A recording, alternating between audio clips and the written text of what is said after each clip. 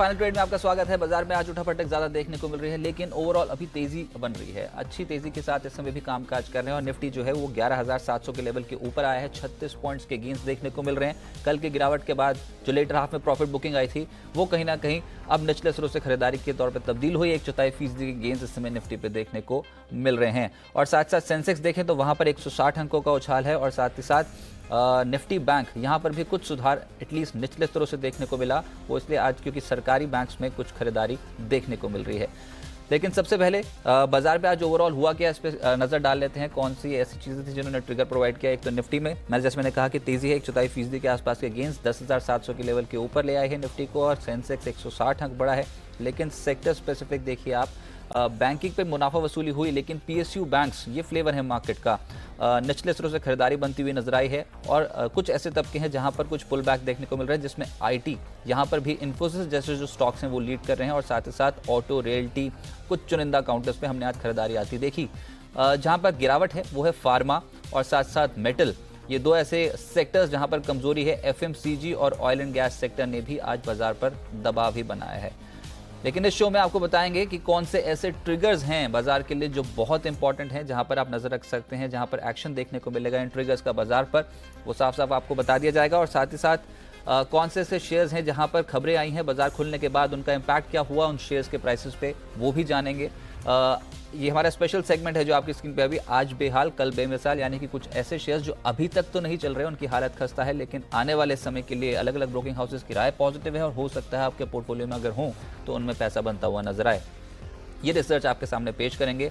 Primary market में हलचल बढ़ गई है। मेट्रोपोलिस का आईपीओ खुलेगा कल से और उसमें पैसा बनाने का मौका है कि नहीं, अलग अलग ब्रोकिंग हाउसेस क्या कह रहे हैं, इस मुद्दे पर चर्चा करेंगे। बीटीएसटीटी कॉल्स यानी कि बहुत ही शॉर्ट टर्म के लिए कौन से ट्रेड्स प्रॉफिटेबल हो सकते हैं, ये बताएंगे आपको बाजार के अलग अलग जानकार। तकनीकी तौर पे कौन से कॉल्स एडवाइजेबल हैं और इसके अलावा होगी अनिल जी की स्ट्रैटेजी, यानी कि निफ्टी और निफ्टी बैंक पे, क्योंकि मॉनेटरी पॉलिसी कमेटी की बैठक अब शुरू हो गई है।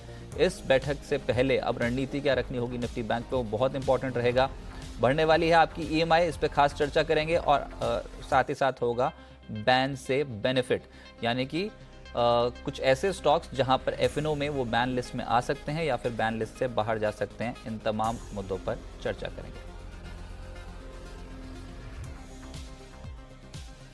चलिए, लेकिन सबसे पहले कुछ ऐसे स्टॉक्स जहां पर खबरों का असर बाजार खुलने के बाद यहां पर देखने को मिला, ये बताने के लिए देवांशी इस समय मेरे साथ मौजूद हैं न्यूज रूम से। देवांशी, बताएं कौन से स्टॉक्स और कौन सी खबरें आई? आज सबसे पहले लुपिन का स्टॉक फोकस में था, क्योंकि यूएस एफडीए से जो पीथमपुर यूनिट 3 प्लांट है यहाँ पे उसको ईआईआर मिलता हुआ दिखा है। इसके बाद लुपिन फोकस में है। साथ ही स्ट्राइड्स फार्मा भी फोकस में है, जहाँ पे कंपनी के सिंगापुर यूनिट को यूएस एफडीए से क्लीन चिट मिली है। इसके बाद थोड़ी सी तेजी हमें यहाँ पे भी दिख रही है। साथ ही एलएनटी का काउंटर कंपनी को आज फिर से यहाँ पे 2,500 से 5,000 करोड़ का एक बड़ा ऑर्डर मिलता हुआ दिखा है। इसके बाद एलएनटी भी थोड़ा सा ग्रीन साइड ट्रेड करता हुआ दिखा। कैडिला हेल्थ केयर का काउंटर भी फोकस में रहेगा। यूएस एफडीए से कंपनी को एक दवा के लिए मंजूरी मिली है। जाइडस को यूएस एफडीए से मीराब्रेगन ईआर के लिए मंजूरी मिलती हुई दिखी है। और साथ ही डॉक्टर रेड्डीज का काउंटर भी आज फोकस में रहेगा, क्योंकि कंपनी ने एक मार्केटिंग राइट्स बेची है यूएस में। सर्वनिवो जो दवा है उसके लिए कंपनी ने मार्केटिंग राइट्स बेची है। और साथ ही आज बड़े सौदे पे बात कर लेते हैं तो फेडरल बैंक के बड़े सौदे हमें देखने को मिले हैं। करीब 30 लाख शेयर में सौदा हुआ है 99 रुपीज़ प्रति शेयर का भाव पर। चलिए, ये कुछ ऐसे स्टॉक्स जहां पर खबरों का इम्पैक्ट देखने को मिला। इस समय सबसे बड़ा पैनल मेरे साथ मौजूद है। राकेश बंसल जी मौजूद है, कुणाल सरोगी दिल्ली से मौजूद है और साथ साथ राजेश पलविया जी मेरे साथ इस समय स्टूडियो में मौजूद है। आप सभी का ही बहुत बहुत स्वागत है। लेकिन अब सीधे एक बिगुल बजाते हैं बीटीएसटीटी का, क्योंकि हाथ इस समय खड़ा हो गया कुणाल जी का, और चलते हैं कुणाल जी के पास, राकेश जी के पास।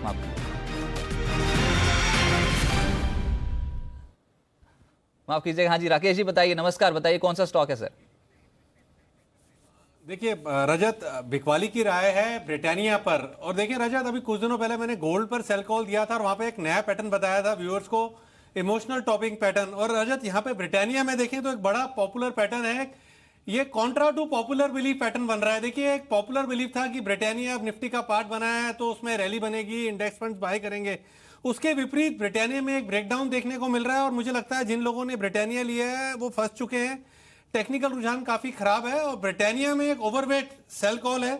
3060 का एक स्टॉप लॉस लगाना चाहिए। 2930 यहाँ पे पहला टारगेट है, 2900 दूसरा टारगेट है और इन दोनों टारगेट्स के लिए ब्रिटानिया को बेचने की राय है। चलिए 2930 और 2900 ये टारगेट्स रहेंगे ब्रिटानिया फ्यूचर्स पे। एक बार स्टॉप लॉस दोबारा दोहरा दीजिए सर, क्योंकि लगातार 3 ट्रेडिंग सेशन से वन वे ट्रैक पे टूटा ये स्टॉक। देखिए रजत, मैंने स्टॉप लॉस दिया था 3060 का, बट मुझे लगता है आप स्टॉप लॉस को थोड़ा रिव्यू करना चाहिए। 3050 का स्टॉप लॉस लगा के ब्रिटानिया को बेचना चाहिए। चलिए 3050 ये रखिए एक स्टॉप लॉस, और पहला टारगेट रहेगा 2930। साथ साथ बिकवाली हुई यहाँ पर एग्रेसिव तरीके से, तो 2900 तक के टारगेट्स भी ब्रिटानिया पर देखने को मिल सकते हैं। ऊपरी स्तरों पर नहीं टिका, निफ्टी का इंडेक्स का हिस्सा बन चुका है, लेकिन हाई लेवल पे बिकवाली जो है वो इस स्टॉक पे देखने को मिल रही है। तो ब्रिटानिया पर नजर रखें, नेगेटिव ट्रेड है, ऊपरी स्तरों पर मुनाफा वसूली देखने को मिल सकती है। और लेकिन इस समय जो बाजार में तेज है वो है टाटा मोटर्स। एक बार फटाफट से देखना होगा। और कुणाल जी, आ रहा हूं मैं आपके पास, क्योंकि इस समय निफ्टी का सबसे तेज चढ़ने वाला स्टॉक ये जो सेल्स आंकड़े आए उसके बाद कुछ चुनिंदा ऑटो स्टॉक्स में खरीदारी हुई है, जिसमें टाटा मोटर्स लीड कर रहा है सर अपने पैक को। अब ये 200 के लेवल को भी पार करने वाला है ऐसा लग रहा है। क्या करें, इन लेवल्स पे प्रॉफिट बुकिंग कर ली जाए लोअर लेवल्स पे जिन्होंने खरीदा हो, या फिर ये तेजी भी और बढ़ सकती है? देखिए रजत, आज की क्लोज जो है टाटा मोटर्स में बहुत अहमियत रखेगी। और देखिए टाटा मोटर्स के अगर आप चार्ट देखें तो आखिरी बार 200 को पार करके उसके ऊपर क्लोज दिया था इसने अक्टूबर 2018 में, और उसके बाद अब जाकर के अप्रैल में हम देख रहे हैं कि 200 के ऊपर टाटा मोटर्स ट्रेड कर रहा है। तो एक बड़ा ब्रेकआउट आते हुए नजर आ रहा है, लेकिन इस ब्रेकआउट की पुष्टि तब होगी अगर ये 200 के ऊपर आज क्लोजिंग बेसिस पर हमें एक मूव देगा। तो इसके लिए पूरा इंतजार करना पड़ेगा डे एंड तक। जो लोग पोजिशनल बेसिस पर 200 के ऊपर खरीदेंगे, मुझे लगता है कि 220 तक की जगह है, यानी कि 10% का और अपसाइड टाटा मोटर्स में देखने को मिलेगा, प्रोवाइडेड 200 के ऊपर आज क्लोज आता है। तो मेरी राय में अब खरीदना नहीं चाहिए। जिनके पास है एक बार मुनाफा बुक कर लें। अगर आज 200 के ऊपर क्लोज आता है तो फिर से खरीदने का मौका बनेगा। खबर यहाँ पर यह थी कि अगले साल जुलाई दिसंबर में इलेक्ट्रिक जैगुआर लॉन्च करने जा रहे हैं, और जेएलआर के साल अंत तक हाइब्रिड व्हीकल लॉन्च करने की भी योजना है। ये इम्पैक्ट डाल रहा है आज हाइब्रिड व्हीकल जेएलआर जो वो लेकर आ रही है। और टाटा मोटर्स अब लोअर लेवल से एक तगड़ी खरीदारी और सेल्स नंबर्स के बाद देख रहे हैं एक अच्छी तेजी बन रही है स्टॉक में। राजेश जी एक बार फटाफट से देख के बताएं, अभी ये कुछ टेक्निकल चार्ट्स पे ब्रेकआउट कैंडिडेट है या फिर जस्ट अ पुल बैक जिसको ड्राइव कर रहा है? देखिए जिस तरीके का मूव आया, इसने बहुत बड़े कंसोलिडेशन का आज ब्रेकआउट जरूर दिया है। 195 से 175 रेंज थी, आज उसके ऊपर ट्रेड कर रहा है। तो मुझे लगता है एक नियर टर्म चार्ट पे तो जरूर ब्रेकआउट देखने को मिला। इसका 200 डे सिंपल मूविंग एवरेज अगर हम देखें तो 212 के आसपास आता है। अगर ये रैली कंटिन्यू रहती तो मुझे लगता है 210 212 तक ये मूव हो सकता है। अगर कॉल कॉन्सेंट्रेशन का डेटा भी देखें तो 200 के कॉल में सबसे ज़्यादा हाईएस्ट कॉल कॉन्सेंट्रेशन है। तो 200 का लेवल अगर ये क्रॉस करेगा तो मुझे लगता है एक शॉर्ट कवरिंग कैंडिडेट बनेगा, और फिर वहाँ से 10 से 15 रुपये की तेज़ी बनेगी। तो मुझे लगता है कि अभी जिस तरीके से या तो 200 के ऊपर अगर ये आता है तो शॉर्ट कवरिंग में अगर किसी को बाय करना है तो वहाँ बाय करें, या फिर अभी अगर किसी का पोजीशन होल्ड किया हुआ है और लॉन्ग साइड में ट्रेड है तो 195 का स्टॉप लॉस ट्रेल कर लें और होल्ड करें इस पोजीशन को। चलिए कुछ चुनिंदा स्टॉक्स जहां पर अभी खरीदारी हुई है उसमें एक स्टॉक दिखाएं, HDFC लिमिटेड। इस स्टॉक में अब लो लेवल से खरीदारी जो वो बढ़ गई है और ये दिन के उच्चतम स्तर पर आकर ट्रेड करना शुरू कर दिया। स्टॉक ने 1990 को पार कर चुका है। राकेश जी स्ट्रक्चर बताएं, 1990 के लेवल पे HDFC लिमिटेड अट्रैक्टिव लग रहा है अभी? देखिए काफी अट्रैक्टिव लग रहा है रजत, और इसमें एक अपवर्ड शिफ्टिंग हुई है सपोर्ट की। अब 1960 एक सपोर्ट है, और जिस तरीके का रजत इसका स्ट्रक्चर है, निफ्टी को एक सपोर्ट देगा, निफ्टी को नए हाइट्स पे ले जाने में मुझे लगता है HDFC पार्टिसिपेट करेगा। और एक प्रबल दावेदार लगता है नए हाइट्स का। शॉर्ट टर्म के लिए 1960 का एक स्टॉप लॉस लगाना चाहिए, और ऊपर में रजत 2030 2035 के लक्ष्य मुझे लगता है HDFC में देखने को मिलेंगे। और जो लेवल्स रजत मैंने दिए हैं वो स्पॉट मार्केट के लेवल्स हैं। लेकिन कुणाल जी यहाँ पर अब मार्केट्स पे क्या किया जाए, क्योंकि आज के सत्र में तेजी तो बन गई लेकिन बहुत ही मुश्किल से यहाँ पर अब जो निफ्टी है वो 11,700 के लेवल के ऊपर निकलने की कोशिश कर रहा था, कन्विंसिंगली निकल नहीं पा रहा है। ये सेटअप क्या बता रहा है? आज से MPC पॉलिसी की कमेटी की बैठक भी शुरू हुई है, और उसके पहले बहुत मिला जुला कारोबार देखा है अलग अलग सेक्टर्स पे हमने। इसको कैसे लें? फाइनेंशियल्स पे बेट लगाएं या फिर डिफेंसिव हो जाएं? अब देखिए जो लाइफ टाइम हाई क्लोज है निफ्टी के लिए रजत, वो है 11,738 का, और बाजार 11,694 का अभी मौजूदा भाव है। और आज का अगर आप हाई देखेंगे निफ्टी का तो आप देखेंगे 11,714 तक निफ्टी होकर आया, यानी कि बिल्कुल वो जो रेजिस्टेंस है, यानी कि जो प्रीवियस हाई है वहां पर दोबारा से बिकवाली का दबाव निफ्टी पर देखने को मिल रहा है। और ये बिल्कुल नेचुरल है, यही हम एक्सपेक्ट कर रहे थे कि जो मेजर लेवल है उसके आसपास कुछ बिकवाली देखने को मिलेगी। मामूली सी गिरावट हम ऊपरी स्तरों से देख रहे हैं, तो मुझे लगता है बहुत ज्यादा चिंतित नहीं नहीं होना चाहिए। ट्रेंड अभी भी इंटैक्ट है और जब तक 11,600 के ऊपर निफ्टी है कोई चिंता की वजह नहीं है, हर डिप को बाय करना चाहिए। ऊपर की ओर मुझे लगता है कि कुछ संघर्ष के बाद निफ्टी 11,750 के इस लेवल को पार करेगा और जैसे ही नया कीर्तिमान बनेगा आप देखेंगे कि बहुत सी शॉर्ट कवरिंग वापस से निफ्टी में आती हुई दिखेगी और आप निफ्टी को और ऊपर जाते हुए दिखेंगे। तो हो सकता है कि कुछ वॉलिटिलिटी इन स्तरों पर देखी जाए, लेकिन 11,600 के ऊपर जब तक निफ्टी है मुझे लगता है कि बायस पॉजिटिव होना चाहिए। राजेश जी, यही बात, 11,600 के ऊपर जब तक रहेंगे तब तक तेजी बनेगी और ये ऑल टाइम हाई लेवल्स छूने के लिए जो बेकरार है निफ्टी और छू नहीं पा रहा है, इसको कैसे देखेंगे बताइए। देखिए मुझे लगता है ये एक या दो दिन का मैटर। मुझे लगता है कि मोस्ट प्रोबेबली कल हम नए हाई की तरफ जाएंगे। डेटा बिल्कुल पॉजिटिव है। जिस तरीके का अगर हम देखें तो पुट में जिस तरीके से एग्रेसिव राइटिंग देखने को मिल रही है, 11,500, 11,600, इवन 11,700 के स्ट्राइक पे भी पुट राइटर एक्टिव है और कहीं भी ऐसा मुझे कहीं अनवाइंडिंग देखने को नहीं मिल रहा है कॉल साइड में। तो मुझे लगता है कि अभी भी यहाँ से जो हायर साइड का जो टारगेट बन के आता है वो इस सीरीज़ में 12,000 तक का है। देखें तो हाईएस्ट कॉल कंसंट्रेशन वही है मंथली सीरीज़ में। तो एक बार ये 700-720 का रेंज अगर वापस अब क्रॉस करेगा तो अब मुझे लगता है कि नया हाई बिल्कुल बनेगा और मुझे लगता है मोस्ट प्रोबेबली हम कल नया हाई की तरफ बढ़ेंगे। अच्छा कुणाल जी, अब निफ्टी बैंक पे भी चर्चा हो जाए क्योंकि 2 ट्रेडिंग सेशंस ऐसे हो गए निफ्टी बैंक ने जहां थका दिया है इस इंडेक्स ने। 30,273 मौजूदा लेवल स्पॉट पे देखने को मिल रहा है, लेकिन 2 दिन से उतने एग्रेसिव बाइंग नहीं देखी जितने हमने पिछले कुछ दिनों से देखी है। निफ्टी बैंक एग्जैक्टली अब क्या करें, क्योंकि आरबीआई पॉलिसी का जो डिसीजन होगा वो बहुत इंपैक्ट डालेगा निफ्टी बैंक पे और जुड़ी स्टॉक्स पे।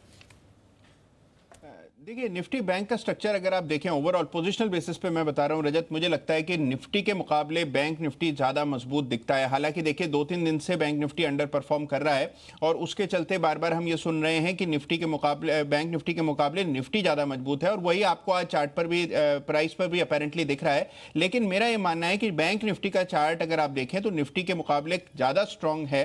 बैंक निफ्टी ने 30,000 पर एक बहुत अहम बेस बना लिया है और जब तक बैंक निफ्टी 30,000 के नीचे नहीं जाता कोई खास चिंता की वजह नहीं है। यहां पर भी ठहराव हम देख रहे हैं, कुछ कंसोलिडेशन भी हो सकता है, कुछ वक्त भी लग सकता है, लेकिन ओवरऑल बैंक निफ्टी मुझे लगता है निफ्टी को आउट परफॉर्म करेगा। तो बैंक निफ्टी में भी जिनके पास लॉन्ग पोजीशंस है होल्ड करना चाहिए। निचले स्तरों पर दोबारा खरीदारी के मौके बनेंगे तो वहां पर खरीदें और बैंक निफ्टी के लिए जो इवेंचुअल टारगेट मैंने पहले भी दिया है वो 31,500 का है, जो कि मुझे लगता है कि देर सवेर आते हुए दिखेगा आपको बैंक निफ्टी। लेकिन रजत एक चीज़ बताइए, निफ्टी और बैंक निफ्टी का विश्लेषण तो 2:30 बजे होना है, तो मैं थोड़ा 10 मिनट लेट हो गया। तो आपकी एंट्री लेट थी तो हाँ एंट्री लेट थी तो मिस नहीं होना चाहिए। यहाँ पर कोई भी एक्शन बाजार का मिस नहीं होना चाहिए। अच्छा, तो मैंने कहा एक बार टॉस कर दिया जाए निफ्टी हाँ। निफ्टी और कुणाल जी आपको एक चीज़ बताऊं, ये सवाल है ना रजत ने जानबूझ के पूछा आपसे, जबकि रजत ने मुझे स्टूडियो में एंटर होते हुए देख लिया था, मैं माइकअप कर रहा था, तो उन्होंने जानबूझ के रियलाइज़ करने का अनिल जी आज आप लेट आए हैं और इसलिए मैं बैंक निफ्टी का सवाल कुणाल जी से पूछ रहा हूँ। यही था ना रजत? नहीं सर, बहुत थक गया है निफ्टी बैंक, तो मैंने कहा कुणाल जी की राय ले ली जाए। जी कुणाल जी कुछ कह रहे हैं? अनिल जी मैं भी यही सोच रहा था कि आज रजत को हुआ क्या है, अनिल जी का इंतजार किए बिना बैंक निफ्टी पर चर्चा, क्योंकि देखिए बैंक निफ्टी एक ऐसी चीज है अनिल जी जो बिना आपके कहे ना तो जाती है ऊपर ना जाती है नीचे, तो आपके कहने का तो इंतजार बैंक निफ्टी हमेशा करती है। नहीं तो बस 15 मिनट और दीजिए, वैसे तो आपने डायरेक्शन बता दिया, लेकिन 15 मिनट और दीजिए, मैं फिर डेटा की तैयारी कर लेता हूँ। तो 2:30 से पौने, आजकल एक और ये बड़ी समस्या हो गई, बैंक निफ्टी का एनालिसिस 2:30 बजे करें कि 2:45 बजे करें? ऐसा क्या हो गया डेटा? वो 15 मिनट बाद में तस्वीर आपने देखा ना कल कैसा हुआ। 2:45 के बाद तो आज मैं सोच रहा हूँ थोड़ा सा लेट करूँ, 2:45 के आसपास विश्लेषण करना ज़्यादा ठीक रहेगा।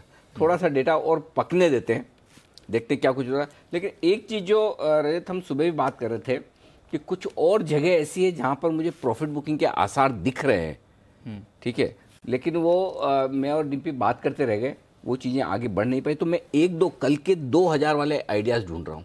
अच्छा, हाँ कल के 2,000 वाले आइडियाज आ रहे हैं, ऐसे मुझे स्क्रीन पर नजर आ रहे हैं। वसूली वाली चीजें यानी कि सेल क्लॉज निकल के हैं, जहां पर थोड़ी प्रॉफिट बुकिंग, थोड़ी बिकवाली आ सकती है। अच्छा, जो भागे हुए सेक्टर्स हैं थोड़े थम सकते हैं। तो इंटरेस्टिंग है, मुझे जो लग रहा है अब ये कि अगले बचे हुए 1.25 घंटे में आपके मौके दोनों तरफ होंगे, तेजी के भी मंदी के भी। अच्छा, आपका एक छोटा सा टेक इस पे भी चाहिए था सर। ये पावर कंपनियों पे जो आज ये 12 फरवरी के सर्कुलर को असंवैधानिक बता दिया, बहुत ही स्ट्रिक्ट जो आदेश है सुप्रीम कोर्ट ने दिया, इसका असर कुछ देखने को मिलेगा बैंकिंग इंडस्ट्री जुड़ी कंपनियों पर, पावर से जुड़ी कंपनियों पे?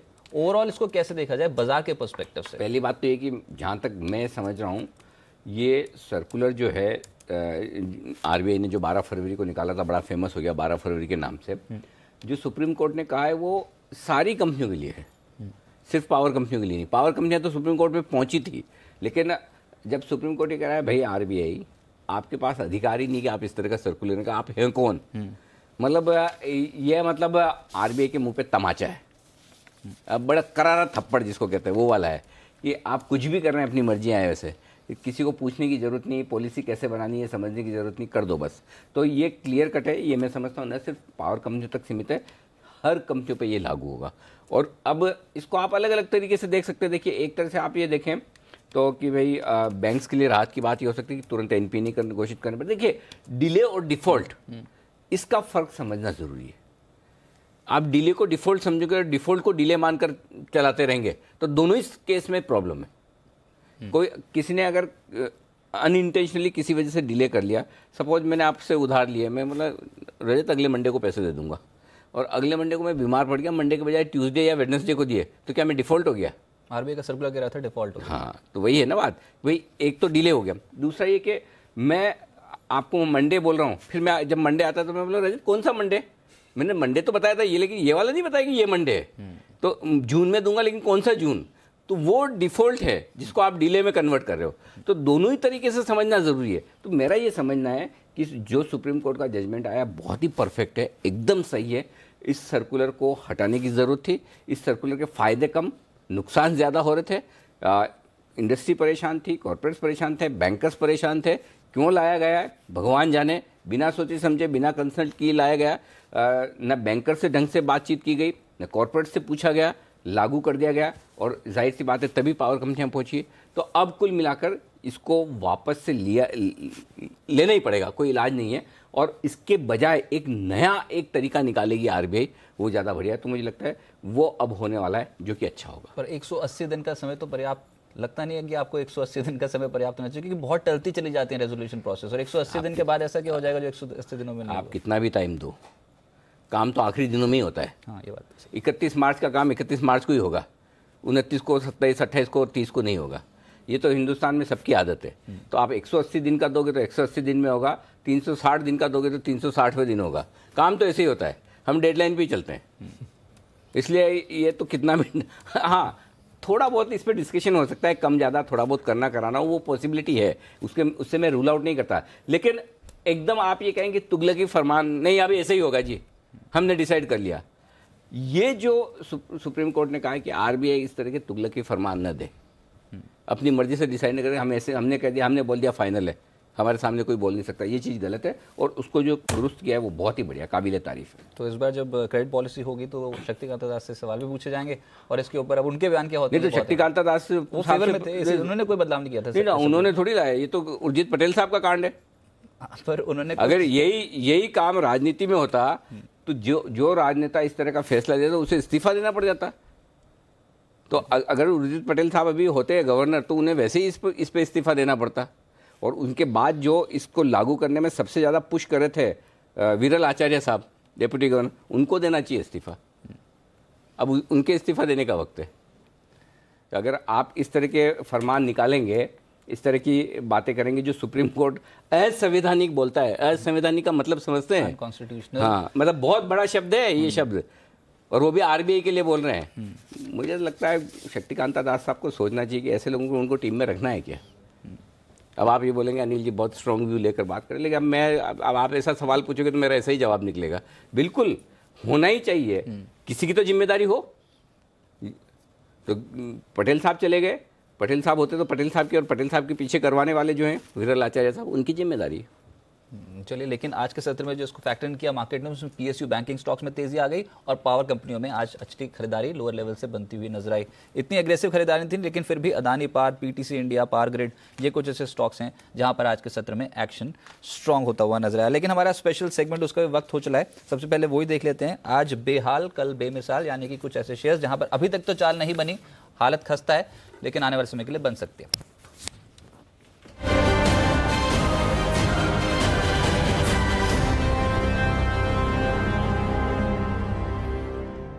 संदीप मौजूद है मेरे सहयोगी। हाँ, बताइए संदीप, कौन सा ऐसा स्टॉक है जहां पर अभी तक तो चाल नहीं बनी लेकिन पोटेंशियल है, दम है उसमें कि वो रिटर्न्स दे सकता है?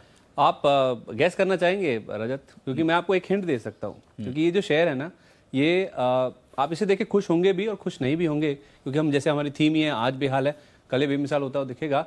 और आज आपकी ये फास्ट मनी की लिस्ट में शामिल था। फास्ट मनी में? अरे कौन सा स्टॉक ले आया, तो उंगली फेंक देना। मेरी मेरी मेरी पोर्टफोलियो में शामिल था। हाँ, सोचो और आपने सेल बोला था इस पे आज। एस्कॉर्ट्स, हाँ बिल्कुल सही समझे। अब मैं कह रहा हूँ कि आप खुश इसलिए होंगे क्योंकि जब आप स्टॉक देखेंगे, स्टॉक गिरा हुआ है, तो आप कहेंगे मेरी सेल कॉल थी, ठीक है मेरा तो अच्छा हो गया, आज के लिए अच्छा हो गया। लेकिन हम ये कह रहे हैं इसके लिए FY19 भी अच्छा नहीं था, आज तो अच्छा नहीं है, लेकिन ये जो FY20 है ये अच्छा हो सकता है। इसी थीम पे हम ये आज पूरा आपके लिए सेगमेंट लेके आए भी हैं। और पहले आपको यही बताते हैं कि FY19 क्यों अच्छा नहीं रहा था इस कंपनी के लिए। देखिए, अगर आप नवंबर 2018 तक देखें ना, इस कंपनी में कोई दिक्कत नहीं थी, अच्छे नंबर्स आ रहे थे, ग्रोथ काफी अच्छी थी, इंडस्ट्री से बेहतर ग्रोथ थी। लेकिन दिक्कत शुरू हुई दिसंबर में, जब इनकी जो बिक्री है उसमें थोड़ा सा धीमापन देखने को मिला। और इनफैक्ट पहली बार ऐसा हुआ, इनके जो तीसरी तिमाही के नंबर आए थे उसमें इनका जो कोर कारोबार यानी कि जो एग्री इक्विपमेंट, जो ट्रैक्टर कारोबार हम देखते हैं, उसके जो मुनाफे में थोड़ी सी कमी देखने को मिली थी। वहां से चिंताएं शुरू हुई और इनफैक्ट जनवरी में खुद आगे कंपनी ने कह दिया कि हाँ, जो ट्रैक्टर की बिक्री उतनी नहीं रहेगी, जो ग्रोथ का गाइडेंस इन्होंने दिया था वो घटा दिया, वो घटाकर इन्होंने FY19 के लिए 10 से 12% कर दिया। और साथ ही साथ जो कमोडिटी की कीमतें हैं वो बढ़ रही थी, तो उससे क्या हो रहा था, इनकी लागत बढ़ रही थी, उससे इनके मार्जिन्स के ऊपर प्रेशर देखने को मिल रहा था। इसी चीज़ को बाजार ने पसंद नहीं किया और यही कारण था अच्छे नंबर्स के बावजूद, इंडस्ट्री से बेटर ग्रोथ के बावजूद इस स्टॉक की पिटाई देखने को मिली। लेकिन रजत, अब जो आपके ना खुश होने की बारी है वो ये है कि FY20 में स्टॉक चलता हुआ दिखेगा। ये दरअसल इसलिए, ये ब्रोकिंग हाउसेस की रिपोर्ट्स के बेसिस पे हम कह रहे हैं, ये दरअसल इसलिए कि अब कंपनी क्षमता विस्तार कर रही है, करीब 1000 करोड़ रुपए के आसपास का ये खर्च कर रहे हैं। और आपको बता दूं, ये कंपनी डेट फ्री है, कोई भी कर्ज नहीं है इस कंपनी के ऊपर, और अपने खुद के जो इंटरनल अक्रूवर्स है उसके जरिए ही, क्योंकि कैश मौजूद है, तो अपना जो क्षमता विस्तार है वो पूरा करते हुए दिखेंगे। अभी भी जो मांग है इनके जो प्रोडक्ट्स की वो अभी भी काफी मजबूत देखने को मिल रही है। खासतौर पर इन्होंने एक कॉम्पैक्ट ट्रैक्टर लॉन्च किया था और उसके तो ये ऑर्डर्स मीट ही नहीं कर पा रहे, तो उसके लिए अपना जो कैपेसिटी एक्सपेंशन है वो पूरा करते हुए दिख रहे हैं। मार्केट शेयर FY19 में भी बढ़ा है और FY20 में भी 1% के आसपास बढ़ने की उम्मीद है। और इनफैक्ट FY22 तक ये खुद कह रहे हैं कि अपना जो मार्केट शेयर है उसे बढ़ाकर 15 से 16% हम कर लेंगे। ट्रैक्टर का जो उत्पादन है 1 लाख के आसपास की कैपेसिटी है, ये कह रहे हैं कि हम खुद बढ़ाकर इसे 1.5 लाख के आसपास तक पहुंचाना चाहते हैं। और यही नहीं, जो डीलर्स की संख्या है, यानी कि उसे कैसे पुश किया जाएगा, जो एक्स्ट्रा कैपेसिटी प्रोड्यूस करेंगे, जो डीलर्स की संख्या 830 के आसपास है उसे बढ़ाकर 1000 करने की योजना इस कंपनी की है। उसके साथ साथ आप देखिए, केवल ट्रैक्टर सेगमेंट ही नहीं, इनके पास रेलवे का सेगमेंट भी है, जहां से अगर आप देखिए 400 करोड़ रुपए के आसपास की आय FY19 में रहने का अनुमान है और 450 करोड़ रुपए के आसपास की मजबूत ऑर्डर बुक है। और ये कारोबार भी अगर आप देखिए 2 से 3 साल में खुद मैनेजमेंट कह रहा है कि शायद 750 करोड़ रुपए के आसपास का होता हुआ दिखेगा। तो उस लिहाज से देखा जाए, मैं क्रेडिट स्विस की रिपोर्ट पढ़ा था जो कह रहे हैं कि अभी भी इसके जो वैल्यूएशंस हैं वो तो अट्रैक्टिव है ही है, लेकिन अगर आप इसे 1 साल होल्ड करते हैं तो ये जो स्लो डाउन है, ये जो फेज है पूरा होने के बाद अगली जो चाल है वो शायद 1000 के पार भी आती हुई दिखेगी। जो एस्कॉर्ट्स के ऊपर क्रेडिट स्विस की रिपोर्ट आई, उन्होंने आउट परफॉर्म की रेटिंग तो दी है, 1060 के लक्ष्य दिए हैं। तो आज आप खुश हो जाइए, लेकिन FY20 में अगर आपका सेल का नजरिया है तो आप थोड़ा सा पलट जाइए, क्योंकि क्रेडिट स्विस भी मानता है आउट परफॉर्म करता हुआ दिखेगा, 1000 के ऊपर की चाल आ जाएगी। चलिए, तो एस्कॉर्ट्स, क्रेडिट स्विस का मानना है कि 1060 तक के लेवल्स देखने को मिल सकते हैं। मौजूदा स्रोत से एक अच्छा अपसाइड पोटेंशियल यहाँ पर देखने को मिल सकता है। आज नहीं, पोजिशनली ये स्टॉक बहुत बेहतरीन रिटर्न्स दे सकता है आपके पोर्टफोलियो में। शुक्रिया संदीप हमारे साथ जुड़ने के लिए। लेकिन इससे अगला स्टॉक जो आएगा वो आएगा एग्जैक्टली 3 बजे आपके सामने, जहां पर एक ऐसी रिपोर्ट आपके सामने पेश करेंगे और उस स्टॉक में एक्शन जो है वो तेज हो सकता है। लेकिन राजेश जी, मैं आपके पास आऊँगा एस्कॉर्ट्स, क्योंकि आपकी सेल कॉल थी आज के सत्र में। एस्कॉर्ट्स आपने सुबह दी थी बाजार खुलने से पहले, तो यहाँ पर क्या बिकवाली अभी और एग्जैक्ट हो सकती है या फिर इसमें कर लें प्रॉफिट बुकिंग जिन्होंने भी शॉर्ट करा हो? ठीक है, इस बार के नंबर्स ठीक नहीं आए मार्च के, और वैसे भी तो गाइडेंस उन्होंने घटाई रखी है। ठीक है, इसमें अगर पिछले कुछ दिनों से देखें तो एक डिस्ट्रीब्यूशन पैटर्न बना हुआ है, तो नियर टर्म चार्ट पे जरूर वीकनेस दिखा रहा है स्टॉक ने। इसका जो इंपॉर्टेंट सपोर्ट लेवल था 780, उसको तोड़ के इसके नीचे ट्रेड कर रहा है। तो मुझे लगता है जब तक ये 780 के नीचे रहेगा तो थोड़ा नियर टर्म में वीकनेस देखने को मिलेगी। लोअर साइड पे मुझे लगता है स्टॉक 740 के आसपास इसमें मेजर सपोर्ट है, वहाँ तक ये स्लाइड हो सकता है। तो नियर टर्म चार्ट्स पे थोड़ा वीकनेस दिख रहा है, बट अगर ओवरऑल लॉन्ग टर्म चार्ट्स देखें तो लॉन्ग टर्म चार्ट पे स्टॉक का स्ट्रक्चर पॉजिटिव है। तो मुझे लगता है कि डिप आती है कोई भी तो इसको बिल्कुल बाइंग करना चाहिए और इन्वेस्टमेंट के लिए पोर्टफोलियो में जरूर रखना चाहिए। स्टॉक का overall long term structure positive है। तो मुझे लगता है 740 730 एक रेंज है जहाँ पे अगर ये आता है स्टॉक तो बिल्कुल बाय करना चाहिए लॉन्ग टर्म के हिसाब से। तो लोअर लेवल्स पे बाइंग कैंडिडेट बन सकता है। सिद्धार्थ सदानी जी भी हमारे साथ इसमें मौजूद है। सिद्धार्थ जी नमस्कार। सर, ऑटो बिक्री नंबर्स के बाद बहुत स्कैटर्ड हो गए पूरे इंडेक्स। आज टाटा मोटर्स पे जबरदस्त चाल देखने को मिल रही है, इंडेक्स को लीड कर रहा है ये, बाकी के कोई भी स्टॉक इतना एक्शन में नहीं है। तो ये ऑटो नंबर्स जो आए थे इनको आपने कैसे पढ़ा, और साथ ही साथ अब बेट कौन से स्टॉक पे लगा रहे हैं आप? नहीं लग रहा कि सिद्धार्थ जी तक इस समय सिद्धार्थ जी आपको सुनने के मूड में नहीं लग रहे हैं असल में। आवाज सिद्धार्थ जी का ध्यान कहीं हो रहा है। नहीं, अभी दोबारा से कनेक्ट करने की कोशिश करेंगे। हाँ, लेकिन एस्कॉर्ट्स आज के दिन तो डिसअपॉइंट कर गया ओवरऑल। लेकिन इनका तो डिसअपॉइंटमेंट होता ही नहीं ना, इनका तो मारुति चल रहा है ना। मारुति हाँ आज के सत्र में भी एक्शन में गया। इनफैक्ट आज के सत्र में उतना बिल्डअप तो नहीं देखा। ऊपरी स्तरों पे उन्होंने तो 6600 में या 6500 में बोला था लेने के लिए, 6850 चल रहा है। तो पिछले हफ्ते की बात है, बोल्ड कॉन्ट्रा कॉल जो मारुति पर दिया था। चलिए हम सिद्धार्थ जी से फिर संपर्क करेंगे। सिद्धार्थ जी, आवाज पहुंच रही है आप तक? चलिए, तो आज जो चला वो है टाटा मोटर्स और इसके अलावा मारुति सुजुकी में हल्के गेंस देखने को मिले। लेकिन इंडेक्स से दोबारा आएंगे ऑटो के ऊपर, लेकिन एक कंपनी इस समय आवाज पहुंच गई सिद्धार्थ जी? आवाज पहुंच गई सिद्धार्थ जी के पास। सिद्धार्थ जी नमस्कार सर। ऑटो पे सवाल था, एस्कॉर्ट थोड़ी देर पहले अभी डिस्कस कर रहे थे संदीप मेरे सहयोगी, उनका कहना है कि ब्रोकिंग हाउसेस की रिपोर्ट तो नेट पॉजिटिव है स्टॉक में, आज प्रदर्शन नहीं करके गया। अब ये बताइए ऑटो सेक्टर में जो नंबर्स आए हैं उसको कैसे रीड किया आपने और कौन से स्टॉक पे बेट लगा रहे हैं?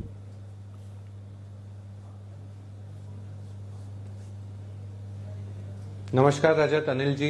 नमस्कार सर। ऑटो जो सेल्स नंबर आए हैं इसमें टू व्हीलर की अगर बात करें तो बजाज ऑटो में नंबर्स थोड़े बेहतर दिख रहे हैं क्योंकि ग्रोथ दिख रहा है। सबसे बड़ी चीज एक्सपोर्ट नंबर्स भी बेहतर कर रहे हैं। और बाकी सब कंपनियां अगर टाटा मोटर, आइशर की बात करें या हीरो की बात करें तो यहाँ पे अभी भी धीमापन ही दिख रहा है। पर ऑटो सेक्टर की जब आपने बात खोली है तो मैं बोल दूं कि फ्राइडे के दिन जब हम अनिल जी के साथ शो कर रहे थे तब एक कॉन्ट्रा कॉल निकाला था आपने, वो था मारुति पे। स्ट्रीट में कोई मारुति की बात नहीं कर रहे थे।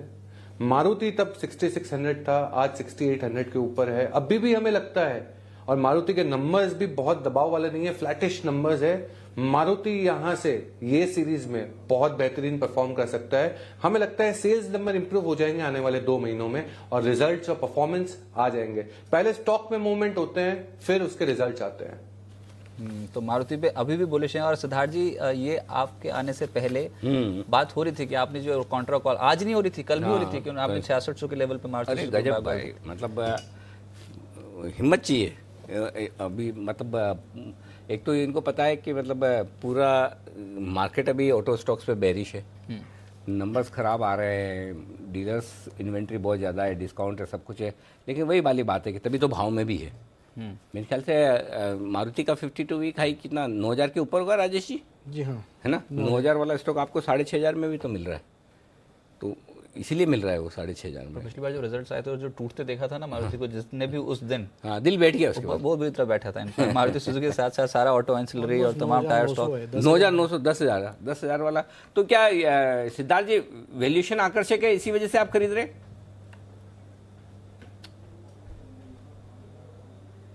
बिल्कुल सही बोल रहे हैं अनिल जी, क्योंकि जो भी नेगेटिव न्यूज या प्रोडक्शन कट की जो बातें हैं वो प्राइस में जरूर आ चुकी है और सस्ता हो गया, रीजनेबल प्राइस हो गया है। इसीलिए ही ये जो मारुति जैसी ब्लू चिप कंपनी आपको सस्ते में मिल रही है। यही समय होता है अच्छी कंपनियों को हिम्मत दिखा के लेना चाहिए। चलिए, लेकिन एक बिगुल बजाते हैं, BTSTT का बिगुल बजाइए, उसके बाद चलते हैं राजेश जी के पास।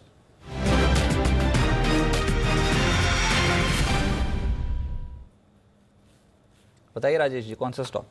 रजत जी बाय करने की सलाह है और वो है गेल पे। गेल पे अगर हम देखें तो पिछले 5 दिन का अगर मैं 30 मिनट चार्ट देखूं तो उसमें एक inverse head and shoulder pattern का फॉर्मेशन हुआ और उसका ब्रेकआउट देखने को मिला। वॉल्यूम एक्शन भी अच्छा है। मुझे लगता है यहाँ से ये स्टॉक में 370-72 तक के टारगेट देखने को मिलेंगे, तो करंट लेवल पे बाय करना है। 364 का कैश मार्केट का प्राइस है अभी, 361 के स्टॉप लॉस से बाय करना है। 370 पहला टारगेट होगा और 373 दूसरा टारगेट होगा।